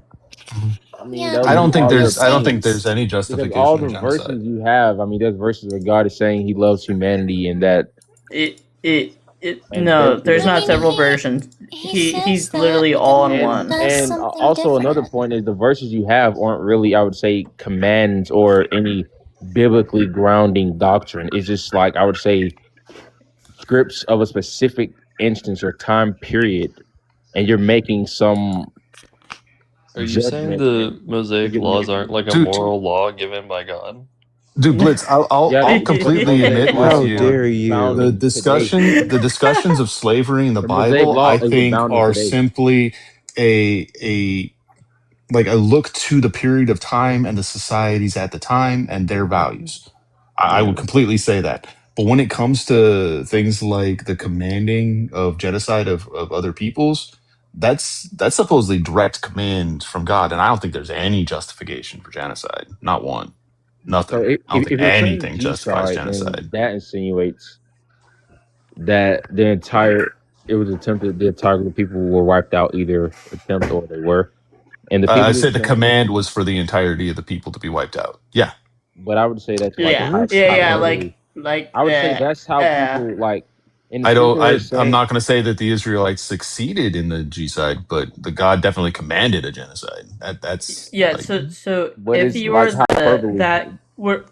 that community of people that were gonna get G-sided, would you just lay down your arms? Would you just let it happen to you? So Wait, hold on. Wait. Wait, really quick. That's how Would they it spoke be? about war in the first century or the time before. Well, they Hold weren't on, talking about the really war. quick. They were talking about the command. Wait, guys. And it was during war. Would it be crazy? The host is trying to say something. So Matthew said like there's no justification for genocide, and my brain started thinking, would it be crazy for me to come up with a hypothetical where like genocide would be justified? That's a bit dark. Real world probably. application. I mean, I don't think it's actually that hard. You just need to involve determinism or something. Definitionally, it wasn't really justified. Yeah.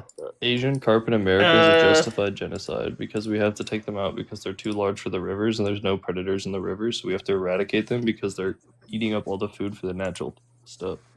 Oh yeah, like is justified removing species. cane toads from Australia technically G-side if we're not being anthropocentric? You know, Well, you're not removing the entirety of the population. You're just removing the Listen, localized population. Australia tried to do their G-side of the emus, and the emus won that war.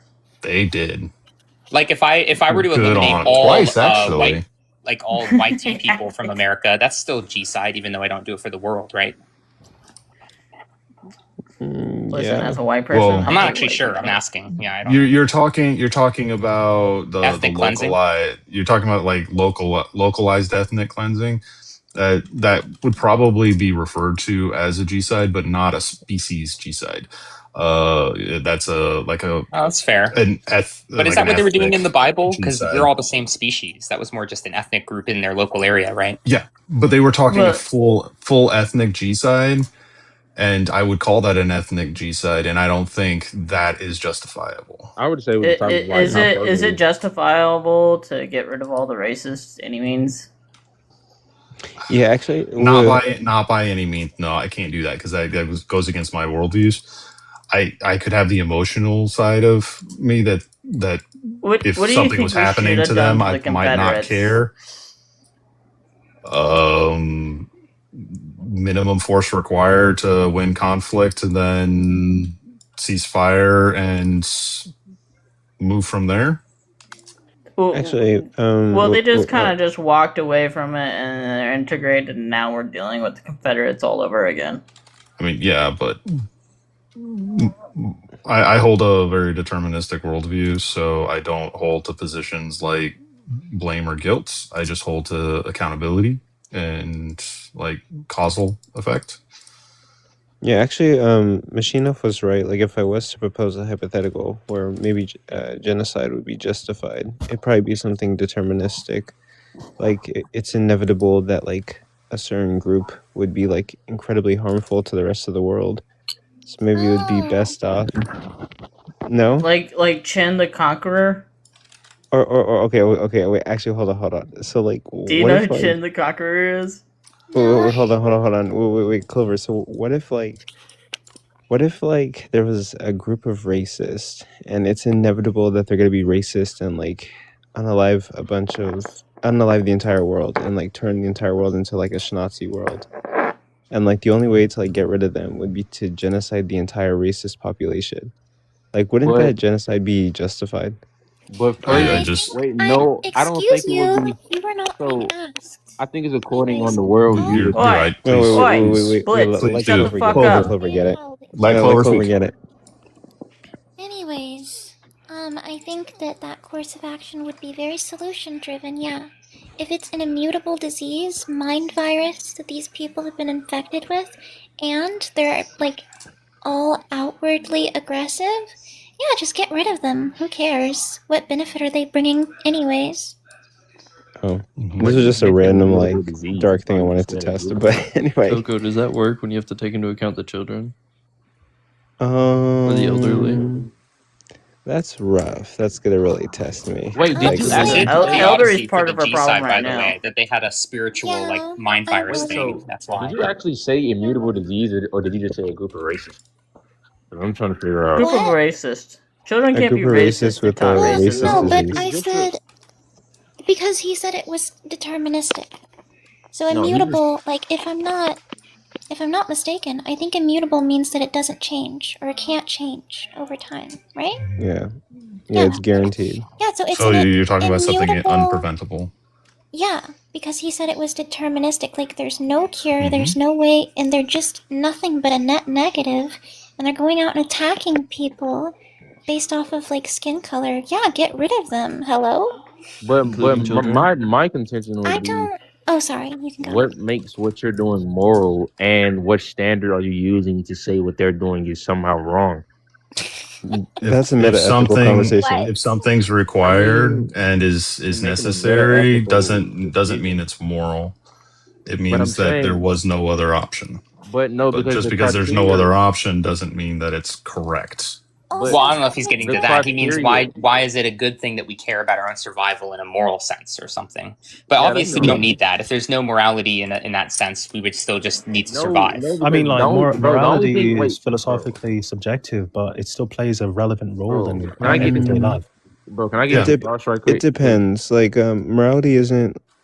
It depends on what your view is. Morality isn't necessarily like But philosophically subjective. I mean, like, if you're a moral realist, or a moral relativist, well, a relativist is a moral subjectivist. But But You can I can get just to Josh right quick though? Because you're saying you honestly only said racist white people, right? So you said the Nazis, right? And you said these people well, that's the should first be. people we think of, but it doesn't have to So be you're that. saying these people should Yeah, be eliminated, basically based upon your I think ultimately that. your own. But can I Mhm. finish, please? Can I just- okay, go Ultimately, ahead, Blitz, and then Clover will answer after you. basically, what I'm getting across is you're saying these people should be basically exterminated based upon your own moral biases, which ultimately have no standard outside of your own opinion. So let's just say you're living in a world where there's no objective standard for morality. It's all ultimately a figment of your own psychological invention. And you're saying that you're going to get a group of people to go and basically decide another group of people based upon your own subjective views of what should be and should not be done. If there's no standard outside of humans creating their own standards, then I would say if I was one living this worldview, to let people live their lives. All right, but let me try this construction then, right? Do you agree that if there was only one mind in the entire universe, then the measure of whether existence is good or bad just depends on how they feel about their life, right? Like if they have a happy life, then it's good. If they have an unhappy life, it's bad. Do you agree with that so far? You said if there was one mind in the universe, like, are you saying like Mm-hmm. in a collective sense, noetic? No, No, not just collective. one, No, just just one singular. mind. Yeah, just me and nothing else. No God, nothing Oh, else. if it was just one like personal mind, one individual mind. Yeah. And you're saying what? In that universe, what a good existence would mean would just that I'm happy, right? And then a bad existence would be that I'm unhappy. If you take the whole lifetime, I guess, and sum it up. So if it was one mind, Good would be reference to the individual. Right, it would be just my opinion of how my life went. But do you see how that's in that universe, that's the only thing that could be good or bad, right? Is just my own subjective experience of my life. but I would say even if there's just one mind, then there's no basically good or bad. I'm not talking about moral good and bad yet. I'm just saying, I'm just saying, just in even general, good and bad. What are good and bad even to be definitionally thought? If it's just one mind, everything just there are states that are preferred over others by someone. I would say that's what good and bad is. Yeah, I would agree. So what's the because that was kind of like a deflection from that. Well, I'm going to tie it back to morality, but you do need to grasp why this is the case. That if let me go back to even further. Let's remove all minds from reality. It is a mindless universe of nothing but particles that have no mind or consciousness. Is there such a thing as good or bad? Let's say there's still time and change and things could be different. I would say no. No, yeah, I think clearly, right? Like to meet the meaning of good and bad is that there's subjectivity, that there's opinion, that you like this more than that. But also the meaning of good and bad is also we're going to get to that. I'm going to bridge it. But do you accept this, that this is where just general good and bad comes from, not moral good and bad yet? You're saying would I accept that good and bad ultimately come from where? From the subjective preferences of minds.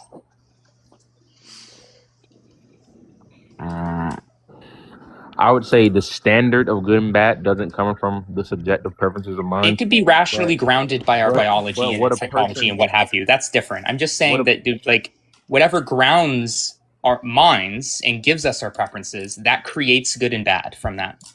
yeah, I would say the farthest I would go is saying a person has autonomy in deciding for himself what is good or bad, or acknowledging. I don't know what that means. Like, because if you decide what's good and bad, how did you do that without a preference of what you call good and bad being good or bad to you? Like, you At least the need preferences to definition make of the decisions. words. That's You just the at whole least thing need a of. definition of the words. Yeah. I mean, yeah, there has to be some type of agitating, some So, type A of stimuli that pushes you. Yeah, so some he type put of forth the preference. criteria for good. So, good can mean that which is morally right, righteousness, or simply something that is desired or approved of. So, when it comes to this conversation, if you're using the definition for good that says morally right, I'm righteousness, going to connect it. Yeah, Blitz. Let me that's what I'm just do saying. the bridge now. Like, we've Yeah, established that good and bad comes from preferences. So what would happen if you populate the universe with multiple minds that no, live near we each didn't other and they can establish. affect each other, right? We In this didn't quite case, establish that. well, what do you mean? Like, it's just, we can go back to it if you want, but it sounded like you were moving on. So that's why I was moving I on. mean, you can get to the rest of the sum of your point, but I can just respond to what you're saying and add in what I'm trying to get across. Okay. Well, in the case where now there's multiple minds, now there can be conflicts, right? Because what makes me happy might make you unhappy if I were to act on you in a certain way. And so now this is where the only logical course is, like, there's no way to, like, privilege one experience over another for any way. So you're just left with utilitarianism, like balancing harm. And so that, like, really the best world would be everyone has the happiest life ever, but it's just not possible. So we make decisions based off of how much harm we're doing in response to the good it does, and we try to always have more good than bad in what we do. I think the So best that way would to be go. the But rational why? sense of morality for an But atheist, right? That's where it comes from, really. so I think if that you're wait, hold responding, on. Wait, hold on. I respond to think what the I'm saying. best way to go about it is to be like a harm reductionist, or I think at least that's where the conversation is going, right, Machino? So my There's counterexamples where you can't just be about harm reduction. Sometimes if you have to commit harm to prevent a much greater harm, I mean, that's justifiable as well. I don't always call justifiable moral, though. I separate the two. Right, Like but good it's examples, Hiroshima and Nagasaki. I think it was justifiable. I also think it was extremely immoral.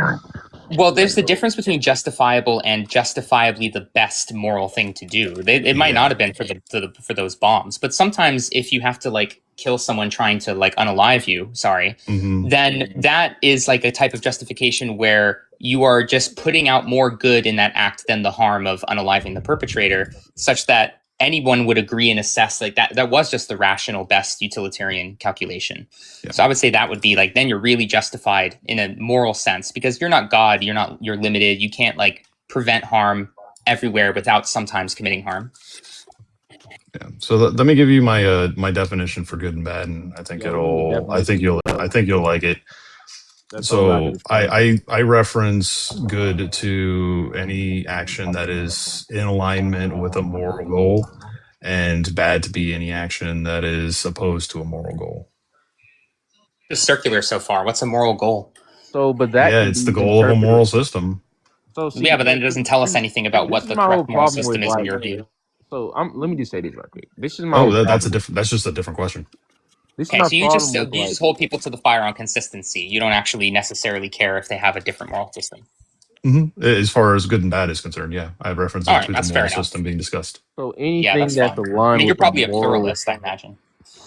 So wait, basically what you're saying is anything that's aligned with some emotional moral goal, then it's good.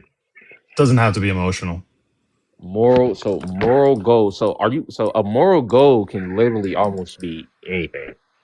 Yeah, take a situation of like secular humanism. Secular humanism discusses using secular methodology to inform that your action is going to be the best action that encourages the flourishing of a human society.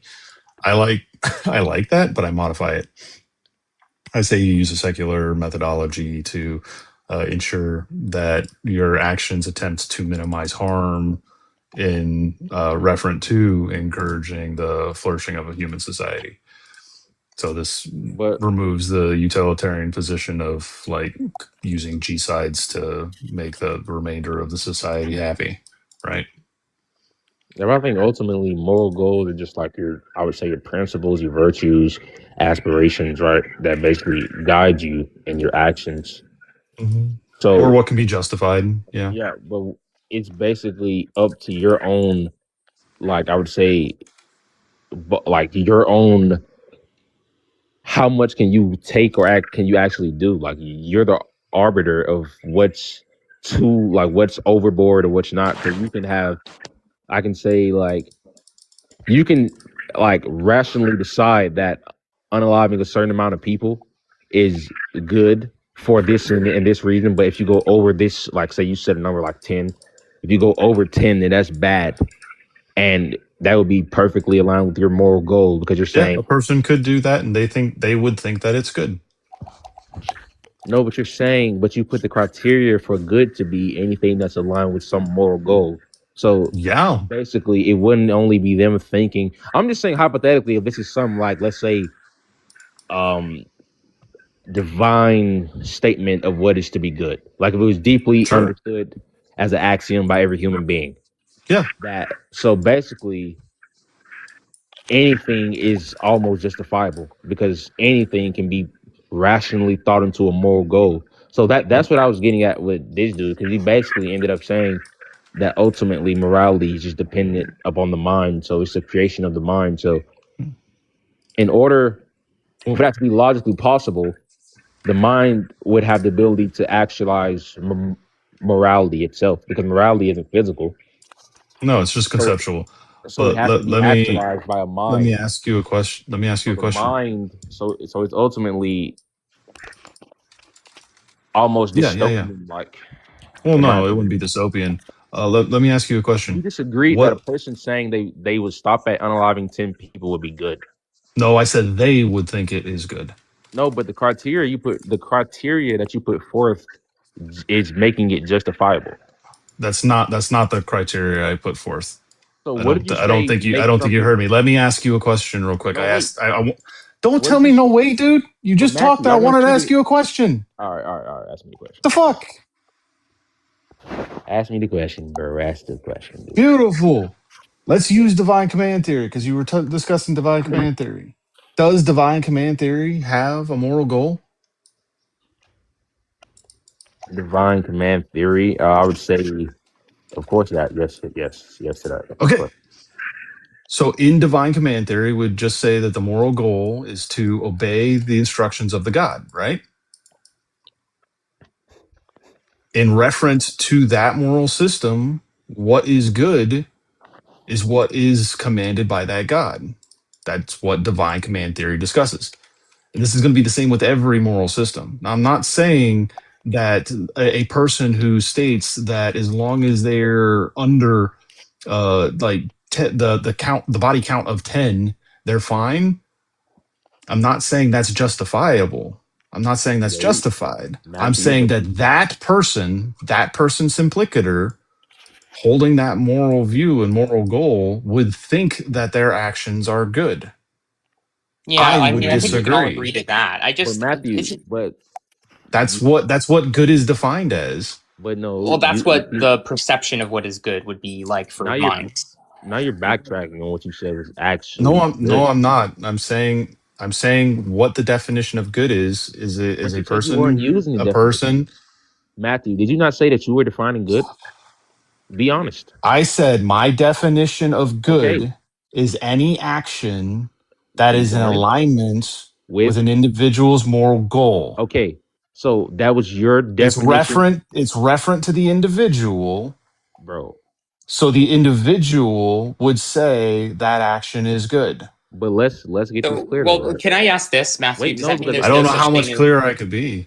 Does that mean there's no such thing as moral progress? Because it's just completely just depends on your opinion, and there's no right answer. So we never actually get more by progress. I don't know what you mean by moral progress. Meaning that if we think we're more moral than the past, we're not correct about that. They just have a different moral system. Oh, It that wouldn't wouldn't be, be like a quantitative more. That would be a bro. qualitative more, and that's just saying that we currently have a differing moral system, and we think it's better. I honestly don't Right. So listen you to do people like realize that that means that anytime you make a suggestion of what behavior could be more or less moral, you're just Yeah, changing your opinion based I'm just on no saying I think actual. it's better. I'm just bro. saying I think it's Right, better, Let's right. slow So, down. or like, I this is think it's why more this is the more interesting justifiable. question because Let's get back to your like, framing is just fine, except for the fact that then nobody actually knows what the hell is the best opinion to have if there is such a that's one, the and if there isn't, then it's just might makes right is what Yeah, you're saying. that's The world no. that's I'm what not I'm saying might makes right. That's not what I'm well, and I bro. don't saying. mean physical might. I mean all kinds of just manipulation, power. Whoever wins the argument is just the opinion that reigns. Yeah, the position that There's is no most real truth, justified and can be Well, pushed it can't forward be actually as justified. It's being bro. just people being being There's correct. no persuasive. real intrinsic You can use idea, subjective justification. bro. But Well, that doesn't it's just a different question to there being a correct way to do things. There isn't one. There's just your favorite and my it's favorite. all Yeah, I relative. don't It's think all there's an objective correct way to do so something. that's All the right. Well, point. let me So try to there's no establish that then, because I disagree, and I'm not even getting it wait, from like a god or something. bro. Like Bro, I can I think it's respond to this right clearly the quick? case, right? That unless there's a symmetry breaker where if I have a certain unpleasurable experience that's of the same degree as your unpleasurable experience, even if they're from different stimuli, I don't know what the symmetry breaker would be to that yours is more important in the universe than mine. I do think it's definitionally the case that bad suffering experiences that don't resolve in greater experiences in the end are just bad. And like we want less of that and more of good experiences. Or if there's harm, it should support an even greater experience than without the harm. That would be the best world logically, rationally, machine. like just the correct answer. Which What are just you means starting from? utilitarianism is correct. That's just stating that you think your opinion is correct because it's your I gave a opinion. I mean, justification. Do you disagree with any part of it? It's all opinions. yeah, it just depends on which justification you use and what justification is being used by somebody else. If it's the case that we actually have a way to say which position was worse than the other position, right? Because you're saying that when you have a position that is disliked by one and disliked by the other, how are we to say one is more disliked than the other Because or I'm worse not than the talking other? about opinion. I'm If we talking about have a way to actually quantify that position, then we can use that quantification as a justification for saying one is worse than the other, such as more injuries attained, more harm committed, less utility based on it. And you're going to see this. You're going to see this as argumentation between a lot of different moral systems, like utilitarianism. Right? But it's all irrelevant. You're going to if see it's a lot not- of these things being pushed forth as adding- argumentation. I know, but it's all But those this metrics. is just I know, this Matthew, is what but all happens. those metrics don't matter if there's not actually a correct like choice of making the world on average better for as many people as possible. If that's not the correct choice, then who cares about harm? Who cares about people? Which do you think is okay? So which do you think amazing. is more justifiable, utilitarianism or virtue ethics? I don't know if they're necessarily different. Is virtue ethics a type of deontological stance? Yeah, it's not. It's not going to be the same as utilitarianism. It's not going to be dependent on consequences. It's only going to be identifying universal behaviors that we call good. It's based on the action, not the consequence. Yeah, then I think it could be a facsimile that works in many situations, but there's always going to be situations where it falls apart or it doesn't actually lead to the best world. So no, it's not as good as utilitarianism. No, I would say the same thing about utilitarianism. Utilitarian doesn't necessarily always end up with the best world either. Well, it does by definition, because what utilitarian is using all the data you have to calculate what will lead to the most good for the most amount of people, like overall the most amount of good experiences. Bro, it is I'm not gonna literally lie. always the same. What do you mean by good Utilitarianism can be experiences? rationalized in I any mean way. people's subjective report of their life being good. Okay, so then you have you have a number of views equal to the number of people that exist, all of which could differ. How are you saying that you're going to objectively end up with the best outcome? Compromise. It's what we do all the time anyway. If I really want a world where I get to unalive bunnies whenever I want, a lot of other people, that makes them really unhappy. And also they recognize the bunnies are unhappy. It's just causing a lot of harm just for my simple pleasure of wanting to unalive bunnies. Okay, so that's why other people the have a best justification world. to prevent me from doing it. It's just the world that has the most people getting the desired outcome that they want. That is the logically consistent best world. You're Yeah, saying I don't know why you're saying that's the Bro, best I'm not gonna lie. world. Saying that's the best word is like giving us up to the elite. Have you Yeah, read I don't know. I the don't know what It's all that about means by balance, saying that's the Gage. best wait, bro, world. you're literally saying that ethical theory in which maximizes overall well-being, basically. So a person who is a billionaire can rationalize, like a Bill Gates can rationalize. Population control will ultimately benefit this society in the end. So let's take away another 30 million people and Yeah, they and could, but they and might be poison there's them. dumb, powerful people that could make bad utilitarian calculations, but we have to be smart and also overpower them. I really don't think we should be giving people as much But power to be dumb and do this. I mean, but I'm saying I the could point to criteria like that a you're moral putting forth realist for what would position as be well, and argue that that comes out with a better output.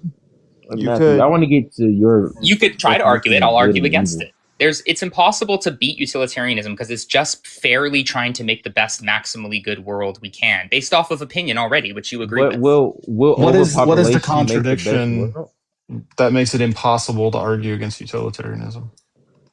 Because anytime that you are posing a different model, it is going to disproportionately favor some people's experiences over others. And so the overall general utility or a good experience, like overall, over all people, will go down necessarily. If you're not trying to maximize it for all people equally, it will always be less good mathematically.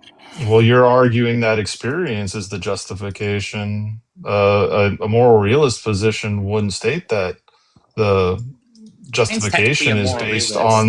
on that position, right? It would Well, say I that don't. it I don't. is distinct. The It would word. say that it's So not based in overall the well-being stance. is almost like The labels are basically. not going to be helpful here, and just focus on what I'm describing. Like you could I technically am. argue what I'm I saying is am. moral realism. No, that would not be moral realism because it's based in stances. It can't Well, be moral stances I think are realism. based in objective facts anyway, so it all grounds Uh, in just nature no, being what it is. a person's like joy in life, a person's pleasure in life is not objective. It's It's grounded stance in dependent. objective facts. It's fully determined by objective facts. That would be my position. I could argue around like about that if you want, but I think it's tangential. So you can just use Platonic ideals and say that these are something that exists and has nothing to do with a person's feelings. They just are good. Yeah, subjectivity can't come from subjectivity. That's like a contradiction. That's an issue. Like it I didn't is say. I'm grounded not saying in. subjectivity. I'm saying objectivity. Right, perfect, exactly. So But we what makes have them just subjective good? feelings grounded in objective things. So they're real. They're just as real as anything else in reality. And because we have different ones, the only fair, What logically consistent objective thing to thing are you do grounding them is in? to balance What? our Yeah. experiences for What maximum objective good. thing? What objective thing are you grounding it in? The laws of physics, which give us our brain states that we then perceive as good and bad. That's still going to be stances. Yeah, but the fact that the stances are different is not what I'm talking about anyway. Yes, they're different. The point is because Okay, they're then different, we have it's to not grounded in compromise. objectivity. It's We have still to compromise. subjective. That's Okay, not it's that's not how subjective, but it's true. objectivity works. Matthew, listen to this for a second. It is grounded in minds and subjectivity, but guess what? What I described of the math behind the best possible world is true no matter what anyone's opinion is about it. They can have different opinions about what makes them happy, but the best possible world is a mathematical calculation that doesn't depend on opinion. It's true regardless of what you say about it. No, it's literally dependent on what you consider best to be. That's a variable in the function. The function is the metric that doesn't change over time or over opinion. But the opinions are plugged into the function as variables necessarily. Then it's reliant on opinion and is subjective. It's not reliant for its truth value. It's reliant for its output in particular behavior. Which it's just means a smart the moral output. theory, Which honestly. means the output is subjective. You could call it subjective because it as is you want. stance dependent. Irrelevant to my point. My point is that this is the correct system to use for the reasons I gave. Who cares? You if haven't you call substantiated it. You just You can say asserted that. it. You can say that. But what was wrong with what I said? You're saying that it is true, which means you're saying that this That's not is all a I said. Why stance did I say it's true? independent position and cannot be argued with, which means That's every not my argument position at all. you literally said you cannot. It is impossible to argue I against. did say that, but you're skipped All over the right, argument before that. beautiful. So by saying that, you're stating that there is a contradiction entailed with holding any other position, and nothing you have said has shown that to be the case. And nothing you have said has shown that just because you have a methodology, that this methodology is the methodology that should be used. All you stated that is if you use this methodology, you claim to have the best possible output. I don't know why you didn't That's follow not my something argument. you can actually like instantiate. Yeah, I don't know. You can't Look, I show don't know that why to you, be the case. Yeah, I'm going to give All it you're one more saying time, that and then is we're if gonna you move follow on. this I'm gonna. stance Oh my dependent god, equation, Matthew. you will get to a stance dependent output that matches the stance dependent equation. That's Matthew, I just don't know why you silly. didn't track. I'm going to give it a short version one more time, and then we're Oh, just I going to move on. tracked. It's fine. So try to pay attention to this, right? The I paid situation is attention the that first time, dude. good and bad things have no ability to instantiate as a thing that's coherent unless it's grounded in subjective preferences of minds. Now, once we have subjective preferences of minds, then the obvious mathematical best world would be everyone has the happiest goddamn life that they possibly can, which isn't Why should I possible allow now. happiness to But be the referent this of good? means that How to are be you? consistent logically, if you're going to do anything except calculate the best possible world and how to get there, you are going to lead to a universe with less good. You have But how are not you given me thinking? reason to use happiness as the referent of good. And how are But you you don't mixing? care about happiness? I don't know. Go die then, How I are you guess. I don't mixing know what you're I doing. didn't happiness say I with don't care about happiness. I said you didn't give me a reason to use that as the Oh, referent sorry. of I know that good. was a horrible thing to say. I guess it's just, I think Matthew can take my rhetoric, but my bad. I'm sorry, Matthew. Well, no, I'm fine with that. I'm fine with that rhetoric. I'm just saying you still haven't given me a reason to accept happiness as the position of good. It's Clover, I'm sorry, because I if you was keeping remove talking. all, What if you were you trying to remove all say, Clover? happiness, if you remove all happiness or Can- positive mental let, states, then there let is no Clover good speak, thing to please. do. Hey, There's no good stop. thing to do. Let Clover speak, please. So, like, you know, an assailant can go and attack someone violently or sexually, and it made them happy. But does that make the attack good? Cook. It makes it good for them, but it makes it overall bad because the harm they committed is way worse than the pleasure they got from committing the assailant. That's Ow. what utilitarian is. It's being Bro, consistent. machine, All people you're have equal right to assuming. happiness. All people. You're assuming though. I You're assuming understand that. that. Oh my goodness. You could go ahead, Clover. You could try to elaborate what I'm missing if you want, but like that particular rebuttal does not matter to the overall system. Oh my god. You. You're just gonna fucking call me out like that, huh? But how are you measuring what causes more harm and what doesn't?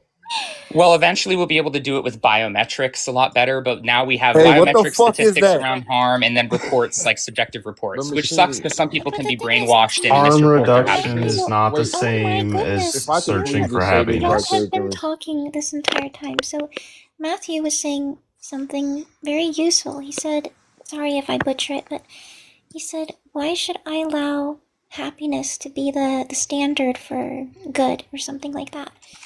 Perfect. And that makes sense because, you know, like I said earlier, and I understand that it's like, well, it's more harm overall and stuff like that, but you can't just go around saying happiness is good because people can get happiness from harming others. Happiness You is know, but I arbitrary. think that the standard for benefit, we should probably be much more specific instead That's of just saying actually going logical. down. What is the over and benefit over here? again. What is the benefit you're talking about? What do you mean, what benefit? Yeah, no, that's literally my gave benefit an- is positive I gave an example earlier. experiences in life. That's my benefit I strive for. That's why I get money and stuff. Why do you? Yeah, I what's your gave an benefit? example earlier. I said all I'm minimizing saying- harm in a way that increases the flourishing of a human community. Oh, flourishing. So your happiness. I said think you guys are talking about no, pleasure. not happy, not I just happiness, mean not fulfillment. pleasure, flourishing. Flourishing is fulfillment. It's the same thing. Same thing as well-being. Same thing as utilitarianism. That's still It's not. ambiguous. You too. I think he made a valid point that happiness should not be the only standard. I think it should be just a little bit more complicated than that. Yes, obviously. No, it's happiness what are the examples? has a lot. Oh my god! Can you Objective let me morality get a solves full all fucking these thought? arguments. Jesus. You know what, bro? I don't fucking care. Y'all are all like 5 seconds away from getting kicked by me, anyways. You can kick me if you want, The but like I after just. party is starting. I want to talk about Victor Gideon. Yeah, Clover, that's why I shut up, Clover. This really is a tragedy, though. I'm not even like incorrect at all. I already You gave can't you. I even already let gave me. you a different viewpoint that was It wasn't, just though. as valid, if not more so. I I did. explained how it wasn't. No, you didn't. Could you explain what my positioning on morality was then? You posed What was the moral reference I realism, gave? and you said, oh, someone could argue that that leads to like a better world No, by whatever their opinion of that's a not better what I'm world talking is. about. That's not what I'm talking about. You said I'm that saying a people concept can. other than good in which to, or other than Right, joy you said or harm pleasure in reduction. which to base good. No, I didn't I just didn't say say harm pleasure. reduction. Don't pin me on pleasure. You said harm reduction, right? I didn't just say harm reduction. No, You also said flourishing, you which is said just well-being, right? happiness. I'm sorry, I was using it synonymously. No, I didn't just To think say about my flourishing. referent. I don't just mean like beating off. I mean having a I good didn't life. say That you beating think your off. life I is said good, happiness, pleasure. I'm using them which is the synonymously. same as I'm not flourishing. talking about sex. The same as No, flourishing it's and not the harm same as reduction. flourishing. It's not the same as What is flourishing or harm flourishing? reduction. What's Yeah, flourishing? flourishing is a multifaceted position. It might include things like pleasure and happiness, but it's not limited to. So is it just your overall satisfaction with your life? Happy, what I No, would normally call it would happiness. it would also include concepts like health. Oh, well, if you don't care about your health, then if you hate being It would healthy, that would also make you less include happy. like successful reproduction of a system. Well, what if you hate kids? So not having kids makes you happier, right? Like I said, it's not going to be limited to that. It's based in a society flourishing, not an individual. Wait, and a society flourishing, how do you measure that Yeah. if not that they like that their lives are good, that it's a good life? It's not based only in likes. Then if I nobody told likes you it's a anything, then there is no. multifaceted position. It could include happiness, but is not limited to. You And can't it remove wasn't the only preference thing from I good and said bad. either. If you can't like give me my position, it's hard for you to tell me that you broke You my barely position have or any you sort of refuted my position. position. You literally are arguing semantics. No, I'm not. Just because you can't repeat my like situation doesn't mean that it Well, you isn't couldn't there. repeat Just manned because my either, position Matthew. I isn't been actually did a good steel-manned attempt at by repeating you. you. You failed No, miserably you to produce didn't. any You of my haven't even argument. come close to repeating my position yet.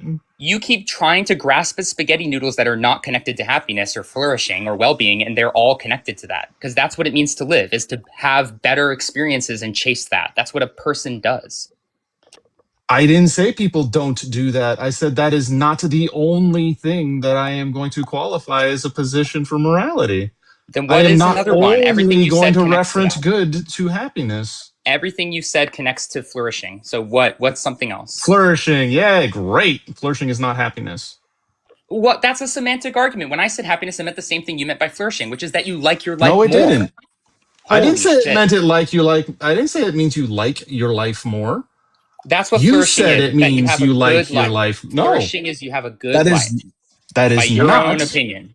That is What does not it my mean? opinion. What does it mean? You have more money? I What said does it it mean? is a multifaceted system that includes many concepts that would also include things like happiness and pleasure, but not simply happiness and pleasure. Would And what do also those all include have to add up things. to matter? Oh Is my that they fucking god! make your life happier. Do you want to hear the position, or do you want to interrupt it again? I heard enough. I heard enough that you're like totally No, you wrong didn't. about this.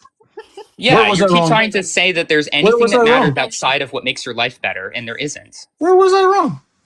I didn't say just said- anything I about just said outside it. making your life better. I said Yeah, you're outside the saying there's position of something besides. happiness. You said there's a multifaceted There's thing to more than flourishing. happiness. You said it's multifaceted. It's more than happiness. It could be pain, all kinds of stuff. But why do all these things matter for flourishing? It's because it makes your life better in the end somehow.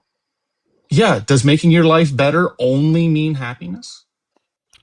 By the definition you use, no. But I was using happiness to mean flourishing or well-being, obviously, which is just because you're bad No, faith. you Pin me on said words it rather was than listening to me. happiness. You said it was happiness. I did use the word happiness, and that's and a when I perfectly said fine word for flourishing. when I said flourishing, Happiness is just like you said flourishing no, in it's some not context, flourishing. dude. You're wrong. It's not flourishing. You're wrong. It's Matthew, happiness. you do not. You're That's not what you charitably told me. listen to people at all. You just pin people on your definitions of words when I gave you my definition, and you refuse. I'm not. I'm to use repeating your words. I'm not even talking about mine. Who cares You said about the I word? was It's the wrong semantics when that I matter. said flourishing, and now you're can't saying you debate meant like this. flourishing. Which was it? Was I wrong when I said flourishing? I'm talking or about was the I right concept when I of. said flourishing? I'm talking about the concept of your life being better or worse. Jesus fucking Christ. Is that happiness?